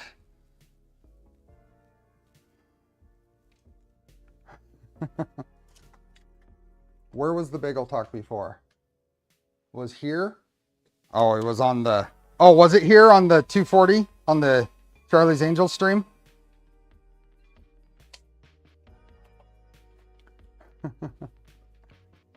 It was food. I just assume it was on Daniel's stream.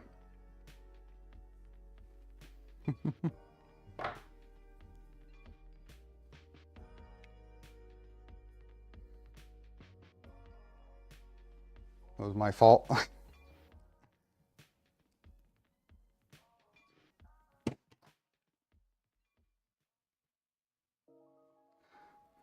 So, Garrett, I have two folks that I work with who say they like their hot sauce as hot as it can get. Do you accept the challenge?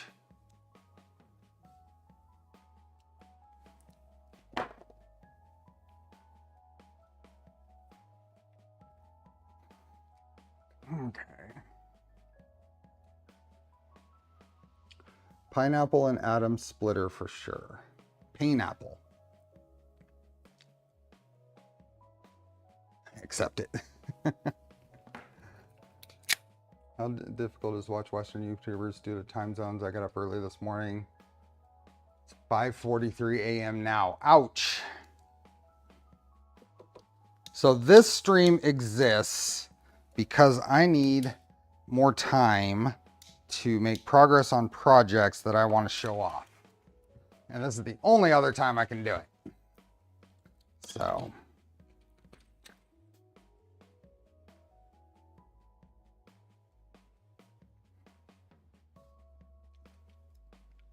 How many Scoville can a human take and can legally be purchased? I have no idea. I am a total weakling when it comes to hot sauce.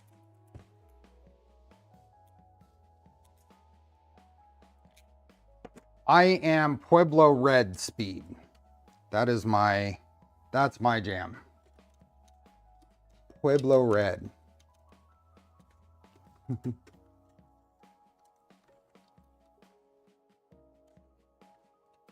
As someone with a variety pack half gone in my basement fridge, someone who loves heat, Peck's hot sauce go higher than I like, but by a large margin. Yeah.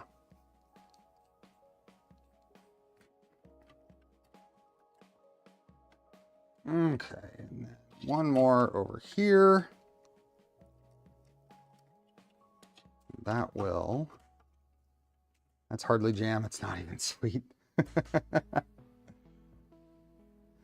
I like Pueblo Red with my eggs.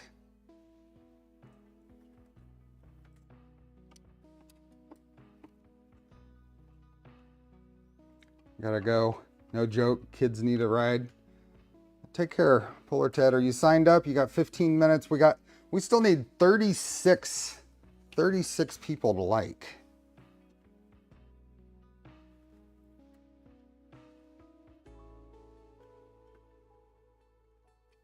I put hot bomb in basically everything, ran out of that pretty quick.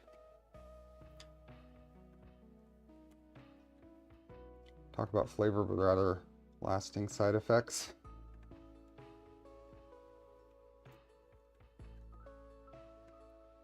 Certainly does have some really good, also decently hot sauce.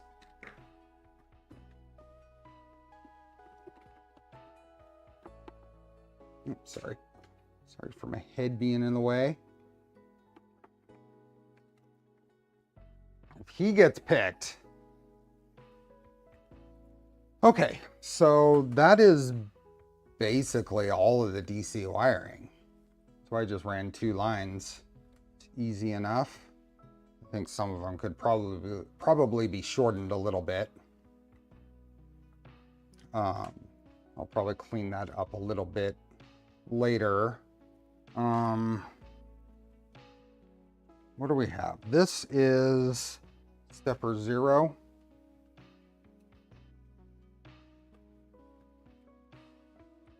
What is this? What's this way over here? 40. Oh, you're right. I got the 48 volt. You're right. You're right. I forgot. I put the silicone wire away too. Where did I put it? Ah, it's over here.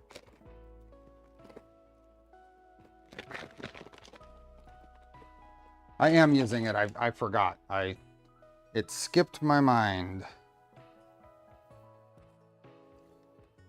So this is just going to be super easy. Just a little loop here to here. That'll be it.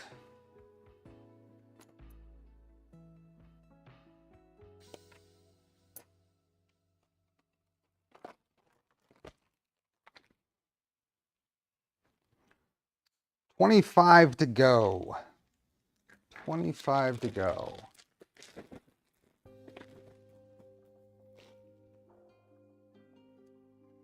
And then being a heat shrink.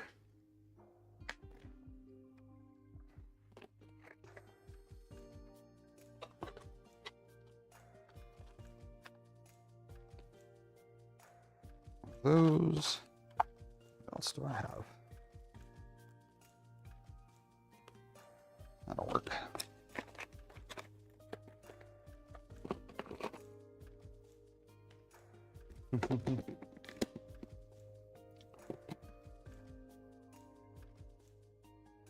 So recommended wire strippers for building Voron. I like the iWis. They go by iCrimp now. 2820M. The iWis or iCrimp 2820M.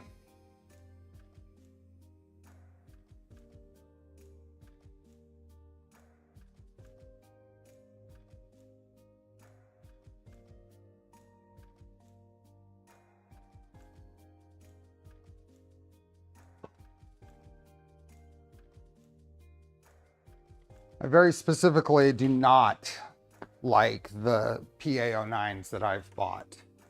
I use these. The iWis 2820M.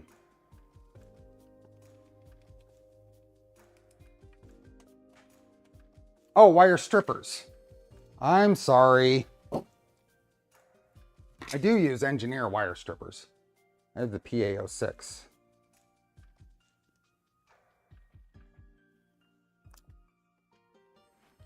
I do use. Engineer makes good tools. I just don't like the PA09s. But yeah, I got my wires crossed on that one. I was so anxious to express my disdain for the PA09s that's where I went.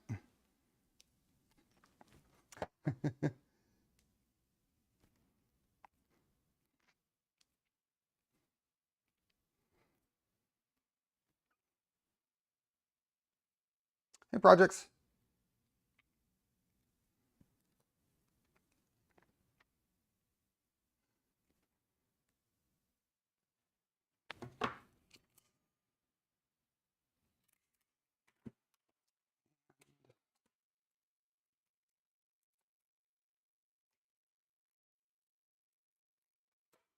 PA06 plus iWis 2820N. Got it. There you go. Yep.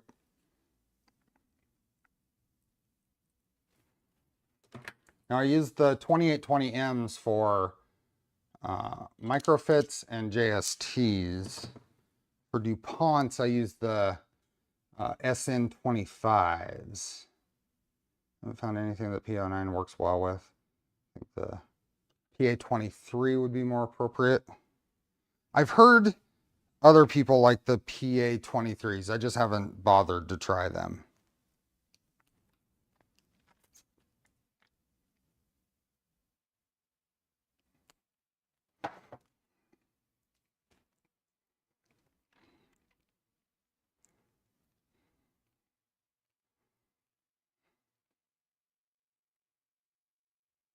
Yeah, those wire crimpers you recommended, I like them a lot. I just took a little getting used to. Yeah. There are some other, I mean, the manufacturer specific crimpers are supposed to be really nice. They're just outlandishly expensive.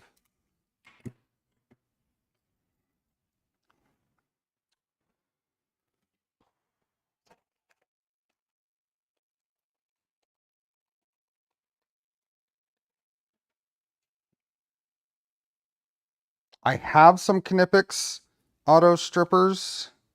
I didn't really find them any better than these just manually stripping. The problem with some of the auto strippers is not the silicone, but the PTFE insulated wires are a real pain.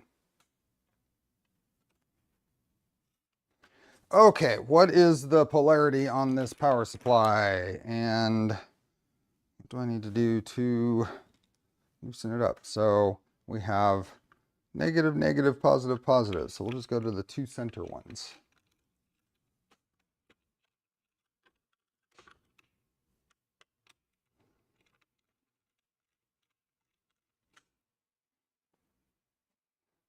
And this goes right in here like this. There we go.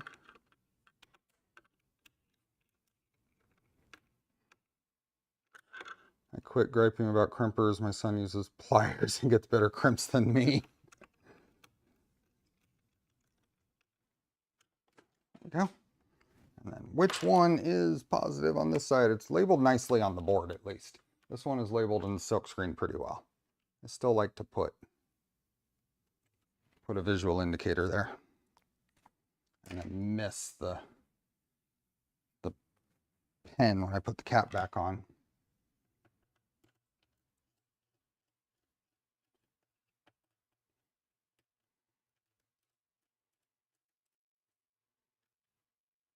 Okay, that just goes right in there. Like that.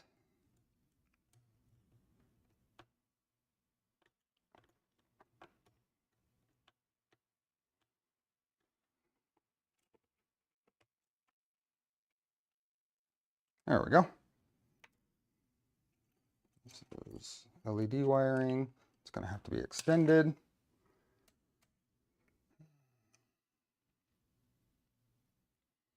Okay. Now DC wiring is done.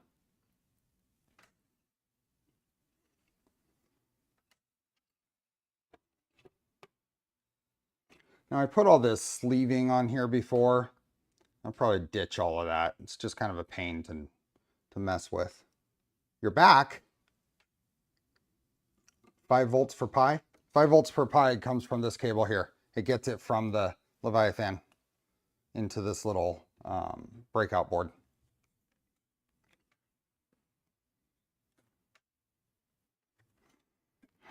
Okay. Printer says good, I was getting wired.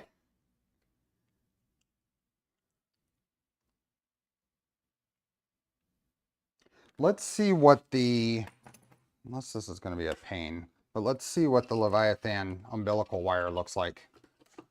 Let's get into that. Just tuck this stuff out of the way. Yeah. Let's turn it. Yeah, let's just turn it over. Oh, this piece is going to have to go on here. And then that means these screws change out. These screws change out to probably, what size?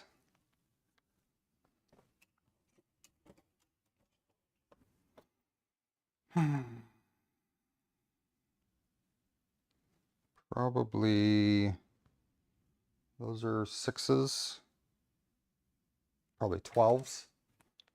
Yeah, let's change those out. We can put this on. You just open the door and slid around and keep going. Why are your power on off switches not placed on the front of the printers? Good question. To do that requires you run AC lines up to the front of the printer or run some sort of a relay.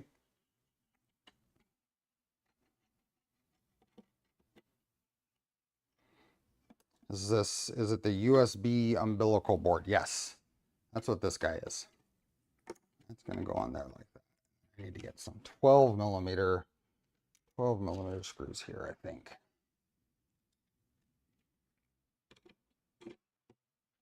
That'll work.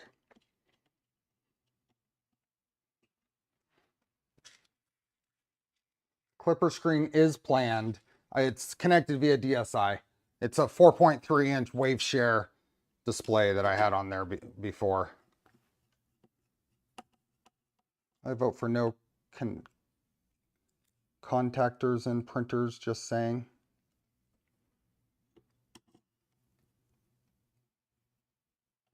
Okay, there we go. Now it's got a nice little cover on it. So USB goes in here, and is that in the... So the board here does have a power cord here. It's a little long for what I was going to use, so I'll use that for something else. And then there's a USB connector or cable here. It's got to go this far, so let's see if this will reach.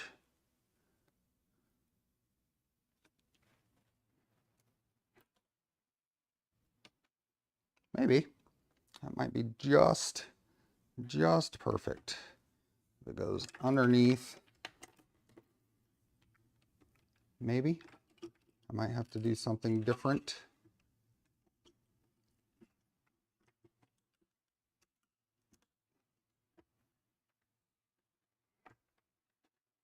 It's not ideal. That can go right there. That would go like that. Hey, Max. Welcome. Look at this. Look at this row of AC devices.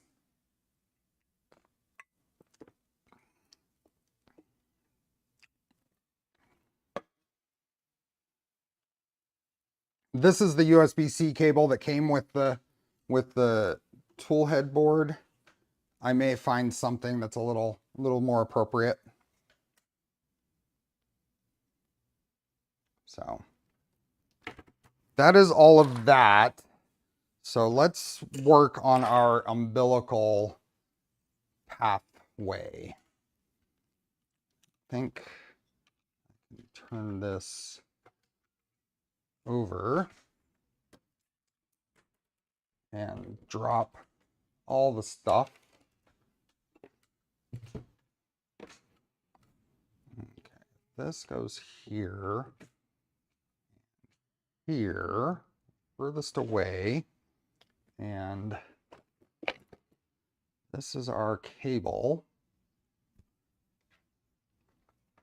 Is a big one a 350 watt 24 volt? No, it's a 200 watt.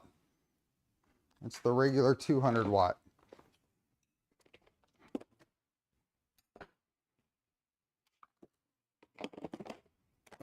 Okay. So the plan here is to put this on here, and I'm just going to kind of do a placeholder here. Zip tie on the back here. Did you see this? Did you see this, Max? A little connector or bracket I made.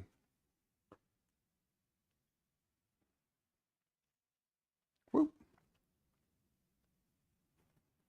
So this is Galileo 2, and then Jared just did a revision that adds a mount point right here. So I've got it going between here, so I can attach an umbilical here. And yeah, don't those backers look good? So then this is going to bend. Let me give myself a little bit of extra. I'm not sure what I'm going to do with the bending wires here at the tool head.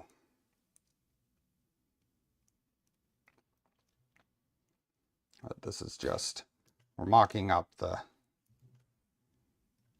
so that'll do like that. Also makes Galileo compatible with Phoenix. This is true. This is true. Okay. Now, this is going to go up into here and see how that just snaps into the, and actually I'm going to go on the bottom side. Right now I have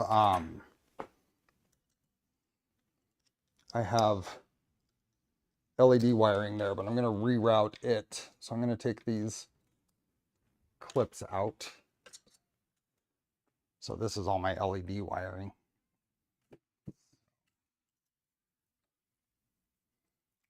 Where's that mount found? It is found in my CAD stuff because I designed it last night. I will release it. I will release it, but not for a moment. They make HDR 150/24. If losing 50 watts wouldn't be a bad thing. I'm not sure. Okay, so this is going to go here, and then it's going to snap underneath here.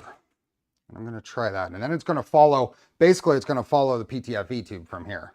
So let's see what that looks like when we move things around. That's probably fine, and we're kind of high up right now. We're higher than I usually print.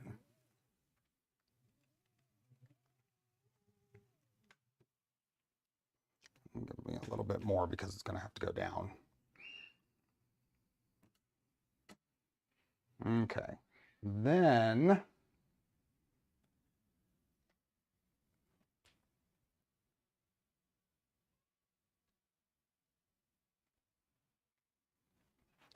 I'm going to go down here, and I got to sneak behind the A drive here.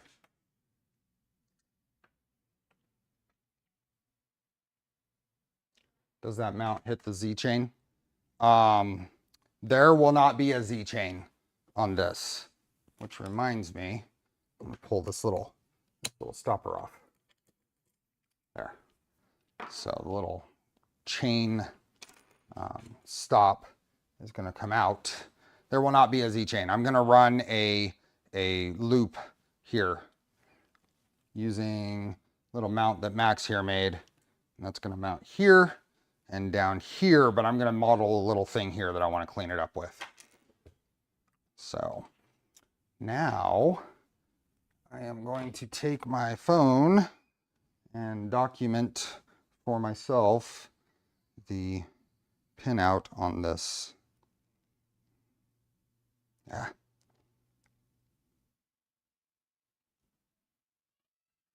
And let's do this. There we are.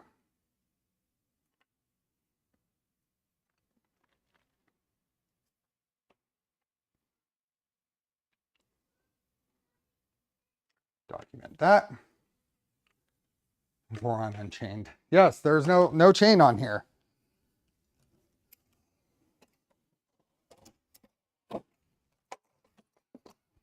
I'm going to use microfit depinning tool. Have you seen these, Max? I think you have. So it's a little depinning tool with a center push. It is past draw time. You guys let me go past draw time. So we will depin that in a second. Those tools are awesome. It is filament giveaway time. 7 o'clock. Somebody wants to go to bed right now. So let's let them get. You're in the zone. I don't think I've been in the zone at all this stream, but it's one of those where I'm not really, there's a lot of things that need to be done on this printer and I'm a little squirreled on it. So, pin post and in the description, You have 3 seconds to get your entry in before I close it. Little sidetrack, people asking about that tool. If you go into the description, there is a link to my Amazon store, and there's a link in there. Now that is an affiliate link, so it doesn't cost you any different, but I do earn a little bit if you decide to purchase it from there. It's fun when Apple decides to do an auto slideshow and half the pictures are of connector pins. Okay, let's see. Let me bring up Wheel of Names.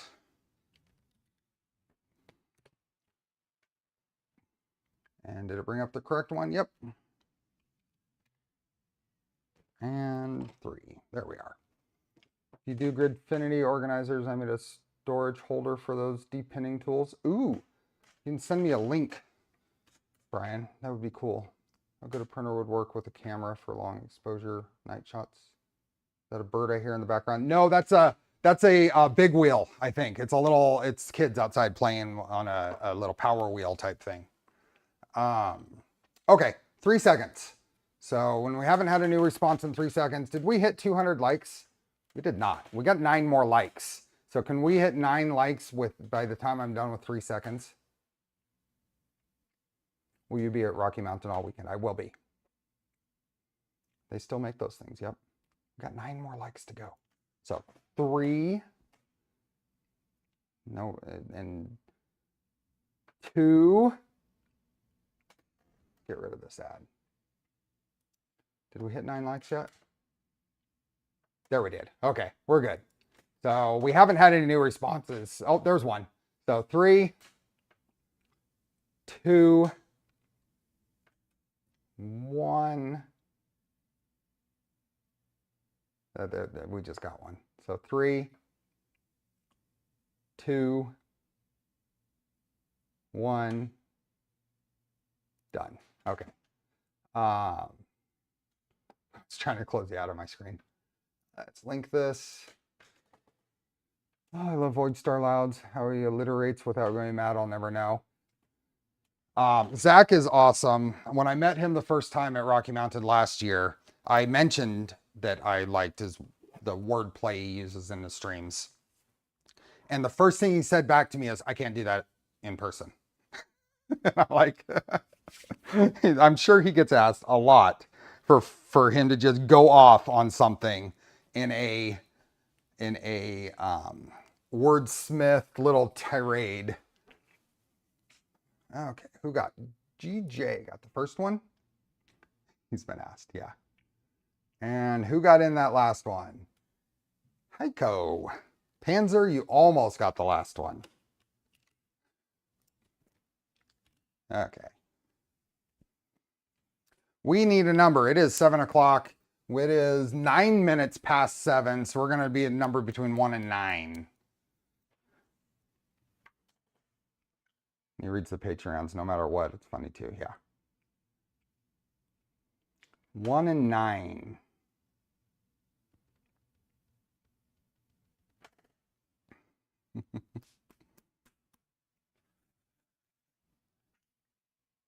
One and 9.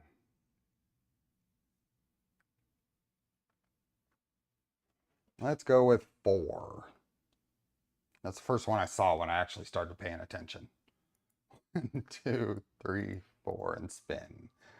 You have to be here. You have 2 minutes to say something in chat.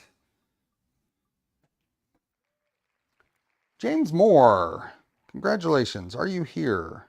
2 minutes to say something in chat.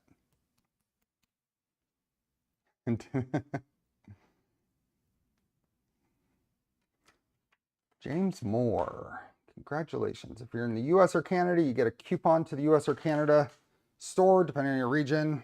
If you are outside the US and Canada, you get to pick from a pretty good selection list of filament. James Moore, are you here? You almost won. Your name was right next to the winning one. My losing record stands unbroken. Well, I mean, we might have a winner into the Polar Ted Club. then you would get a chance. James Moore, are you here?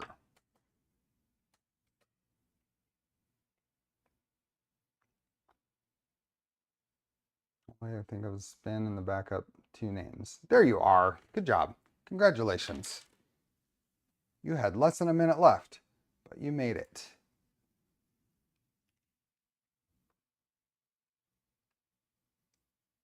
Okay, paste that in. Looks good. Let me remove this from the description and unpin it. Congratulations, James. You'll hear from me. Sunday's winner will hear from me at the same time. We'll get these done. The stream is lagging. Make sure you hit that live button. Okay. See you, Mr. Grinch. So we are going to use this tool. Maybe, is this going to be a better view? Maybe. So I got pictures. I have pictures of the connector. As much as I'd love to win, I'd feel bad if somebody else missed out first.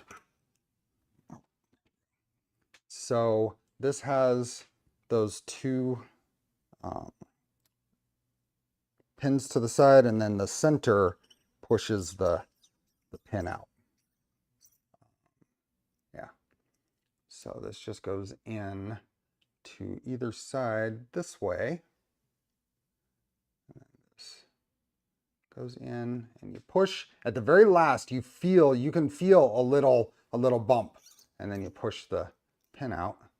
And I've got some tweezers. We've got a fairly tight connector here, but that's right on out. This thing is literal magic. I'm not going to use the PG7 glands. Nope. I decided I like this idea better. So then we go and do the next one.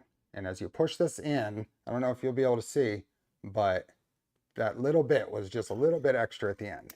And then you push the end of this in, and that clip, that one's out. What about female connectors? There's a different one. This one has the longer pieces for the female connectors. Now this is a fragile tool. I don't know how easy it is to break. I've just been very careful with it. But that goes all the way, and then push, and that one comes out.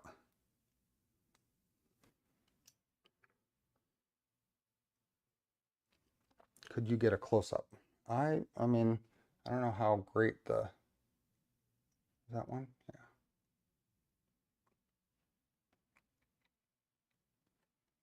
All the way. No, I didn't have that one. I didn't have that one in the spot. See, I can't really see. There we go. Pops out. The tips are interchangeable. Yes, you're right. You can buy additional tips here. Now, I don't know what is the difference. There's 2 black wires here. I don't know if they're interchangeable or not. Let's see if I can get.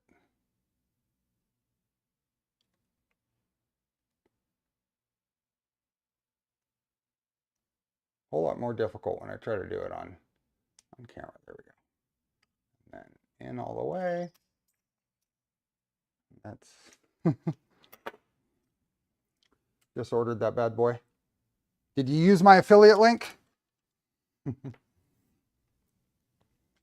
lockpicking builder, no retaining pin on 1, click on 2. Does that tool fold the locking burrs in like the Molex tool does?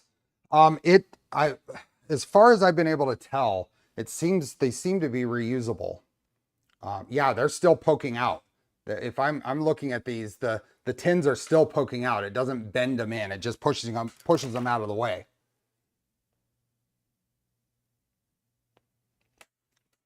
So for anybody who wasn't paying attention a moment ago, that is available on on Amazon, and I do have it in my little store there, and there's a link in the description. You can buy it.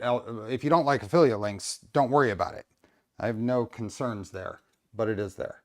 I need to remove this piece of heat shrink on the end because I don't think I'm going to be able to get it. I'm being very careful not to cut the end.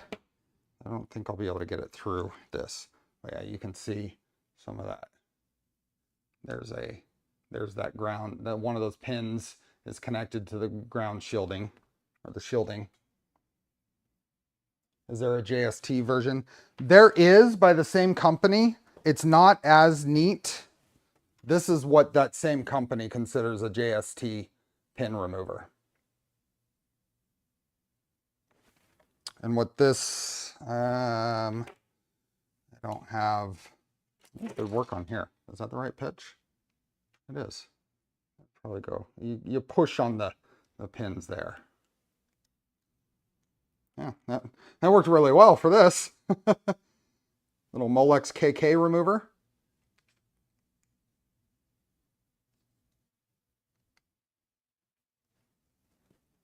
Did you delineate for ease of routing out to shorten the cable? I don't know what yeah, that worked really good for Molex KK. So, if you don't like affiliate links, you like big companies more than small businesses. Thanks for the compliment. I'm one of those kids. Do you like the printable JST? Oh, I think that's really cool. I haven't tried it yet though. I like that idea. Okay, this I'm going to now, hopefully, now that that connector's off, I'm going to hopefully route this through here. Yeah, just like that. And then I can pull it out.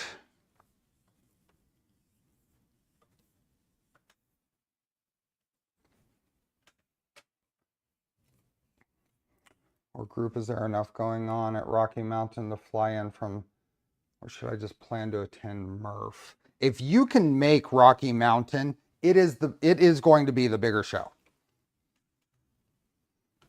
Rocky Mountain is going to be the bigger show.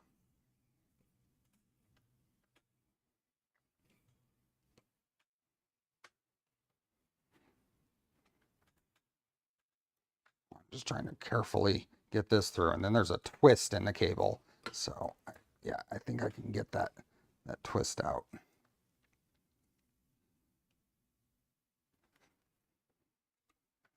Just as I pull through, I can twist.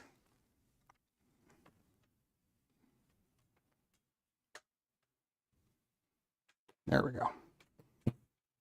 So then this pushes into the slot there, and now it's completely out of the way. And this cable just happens to be the right size to do that.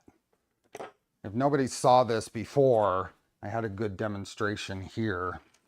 This is just the same 2020 extrusion, but it actually snaps in,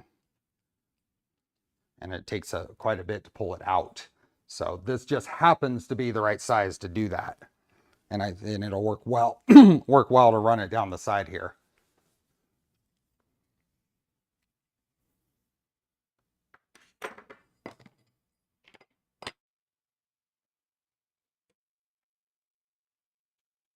And then this is going to go across here and then under the deck.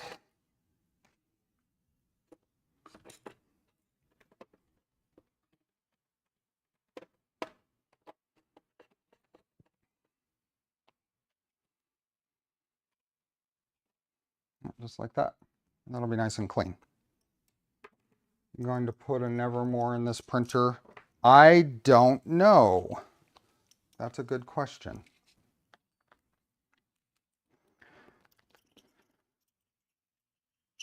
Unscrew that Z-shield. The Z-shield I'm going to leave. I had considered running, making one like I have around here. The camera goes through one. The LED wires go through one. I had considered putting one of those here, but this cable is just too thick. I don't want to I don't think I'm going to be able to easily avoid the Z drive stuff.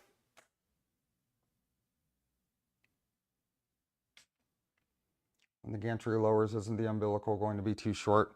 No, oh, I don't know. I see what you're saying. This is mocking up the thing. I could move this down. Let's go ahead and move it down. There's nothing stopping us.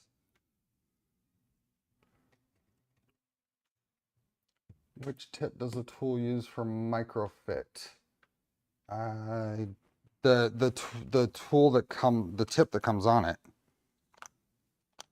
I don't know what tip is on it.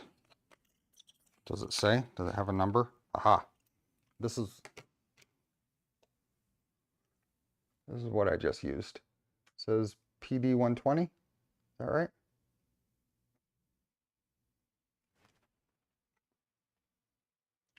Measure twice, crimp once. A little caravan is going to get there early, so it plays. Oh yeah, plays tricks. Yep.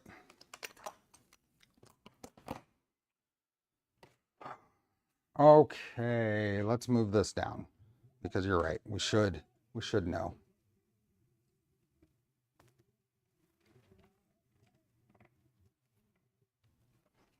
So that's probably really close there.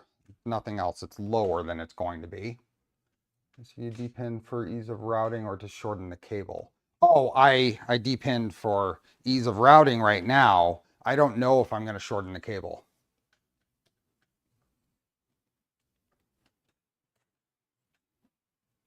This does need a little bit more, so let's pull up a little bit. There we go. That'll probably be fine. It's going to, at this point, it is going to route along with the PTFE tube.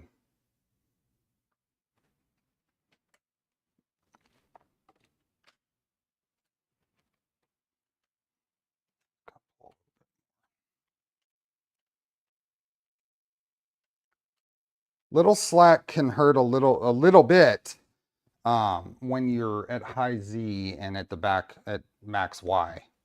So you really want the minimum amount of length that it takes to get to the far corner of the printer. But that's going to go probably right out about there. So I think that's probably where we want it right now. How do you stop the cable from falling out of the extrusion? Up here, I'm probably going to put a bracket that will lock it into place so this doesn't slowly come out, and it'll probably attach on the front and then go on the bottom to just kind of lock that in place so it can't fall down. But other than that, this is just going to stay in place. This won't just fall out. This is a tight enough fit that the rest of it will be just friction on the side here. And that is plenty of clearance. It's not even getting close to rubbing on the belts. Everything's good there. So let's look at the underside. Let's see what that looks like.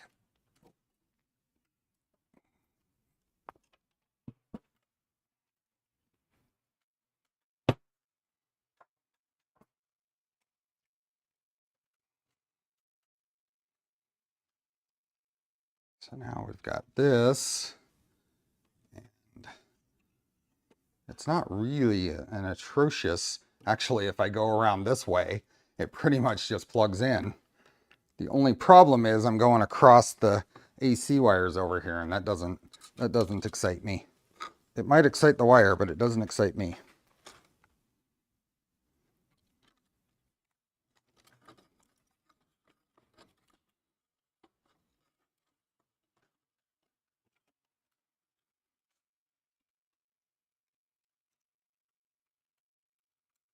How do you learn CAD? Do you use it for work? I do not. It's fun. I had a brief little intro to how Fusion 360 works from a a long time friend, local friend, who is a mechanical engineer, and I took that lesson and just have continued to apply.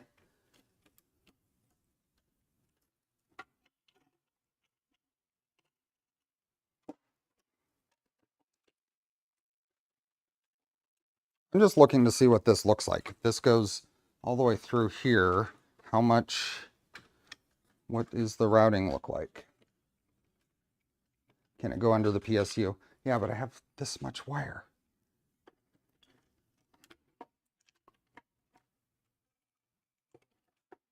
I mean, if that does that, then it pretty much ends right there. If you can sketch, you can do anything in Fusion. I think something that I feel like helps for me is, and you don't have to be able to do this, but I can visualize what the path it takes to get to something from a sketch to, and I can usually kind of in my head visualize the next several operations and what they look like from a sketch or whatever.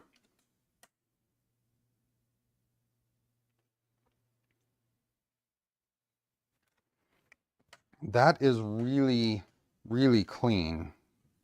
Is there any real issues since this is a shielded wire to just run it that way?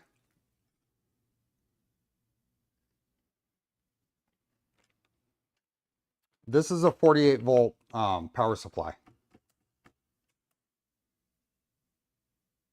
I am worried about EMI from the AC wiring, but I don't know how much of a valid worry that is. I'm not familiar enough to know if that's a concern or not. Just to go there, and then that'll be fine there. Got ideas for that. You need a mental strategy before going in. Yeah.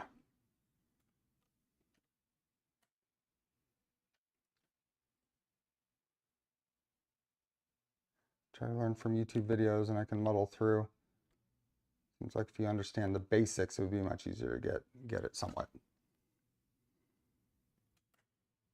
Shield works best for high frequency, which is not the 60 hertz AC. The only difference, this just works out so well for the wire length.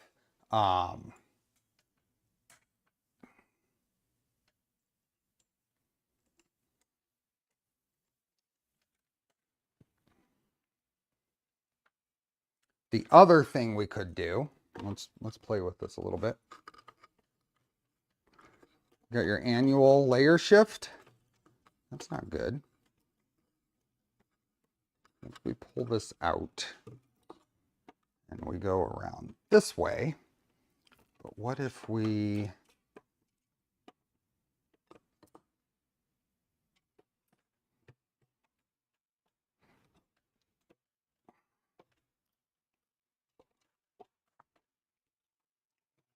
like this?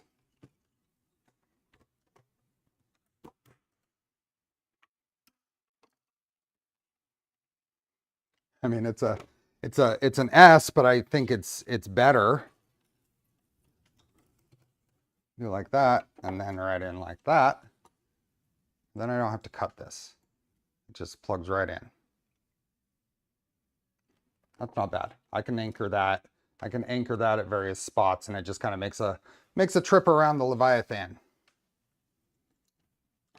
Comes over here. I can anchor it here. Yep. Comes over here. Nice and clean.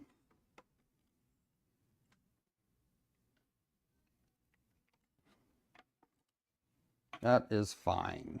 So before I screw up these ends, let's put that connector back on.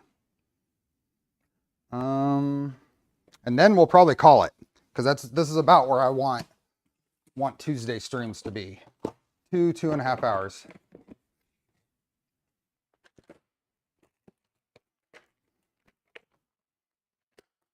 Cable is going on a sightseeing tour. Yep, it's checking out all of the printer.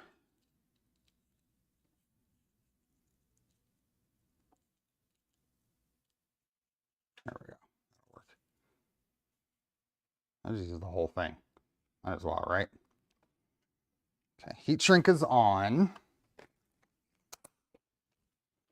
I want tacos, but I'm probably not going to get tacos today.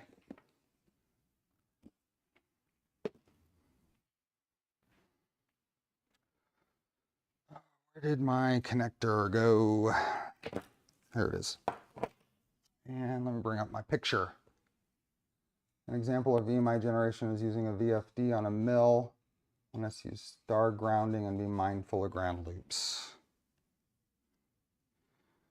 And bring up the picture I took.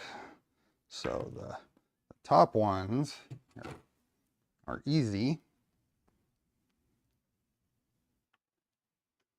We got the red wire right there, and let me just examine those could use, I think they could use a little redo.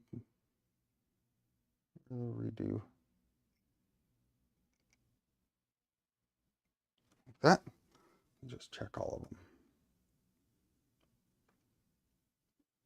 Yeah, they're pushed out, but I think it did push them in a little bit. Not as bad as when I use the Molex tool. Heard of star winding? No. Why didn't Nighthawk go the CAN bus route? The connection and circuit design looks exactly the same as with CAN bus installations. The reason that LDO went this way was for installation simplicity. No dealing with any of the CAN configuration. It's just like any other controller.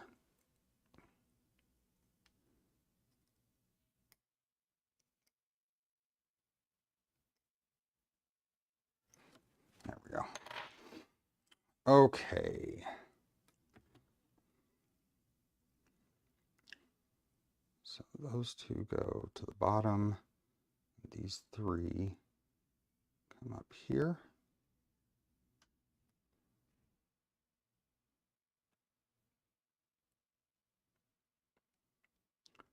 Like that.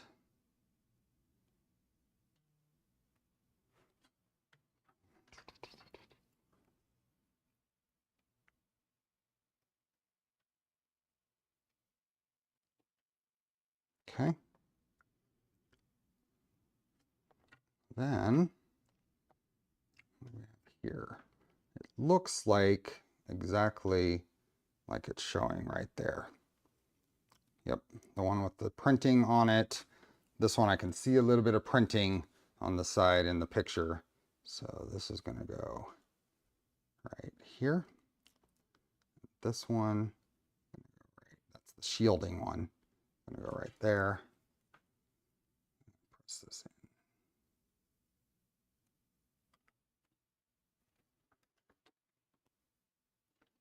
Well, that's good.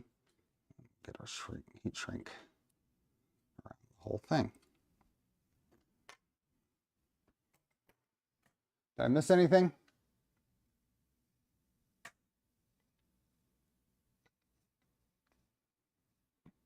Hey, nobody won Kenobi.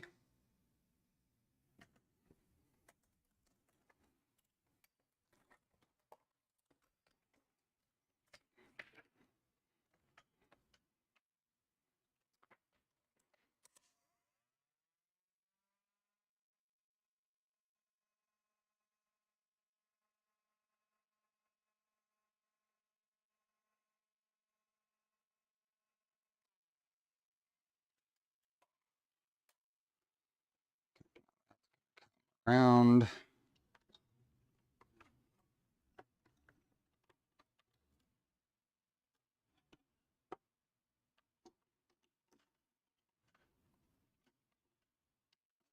I would plug in right there.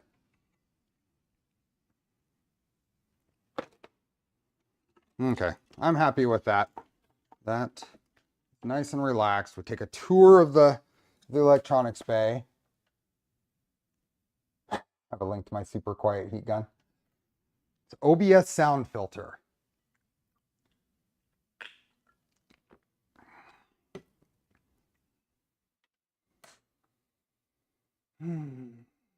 Okay, I think we're gonna call it there. The next Tuesday, I will have cleaned up some of these wires. So I will not power on the board before next stream, and we won't do any configuration of firmwares, but we will get everything plugged in. So I'll clean up wires, but we're not going to actually, we'll get things plugged in then, and look at other little bits of the build before we can power it on and make it move. This one is 48 volts. So thank you to Polymaker for letting me give away a roll of filament. Thanks to everyone who hung out for a Tuesday evening. Thanks to LDO for the Leviathan and the Nighthawk. This printer is coming along. I'm really anxious to get it running and see how it performs. So with that, the next stream will be Sunday and back to the Milo build. So we'll be attaching, or we'll be doing electronics and maybe attaching the parts to the electronics base. So upload your mount to Git, please. Which mount? The umbilical mount? I need to tweak it. It needs a couple of tweaks, but it'll go there. So see everyone hopefully Sunday. Have a good week. Thanks again for hanging out and enjoy the build. Bye.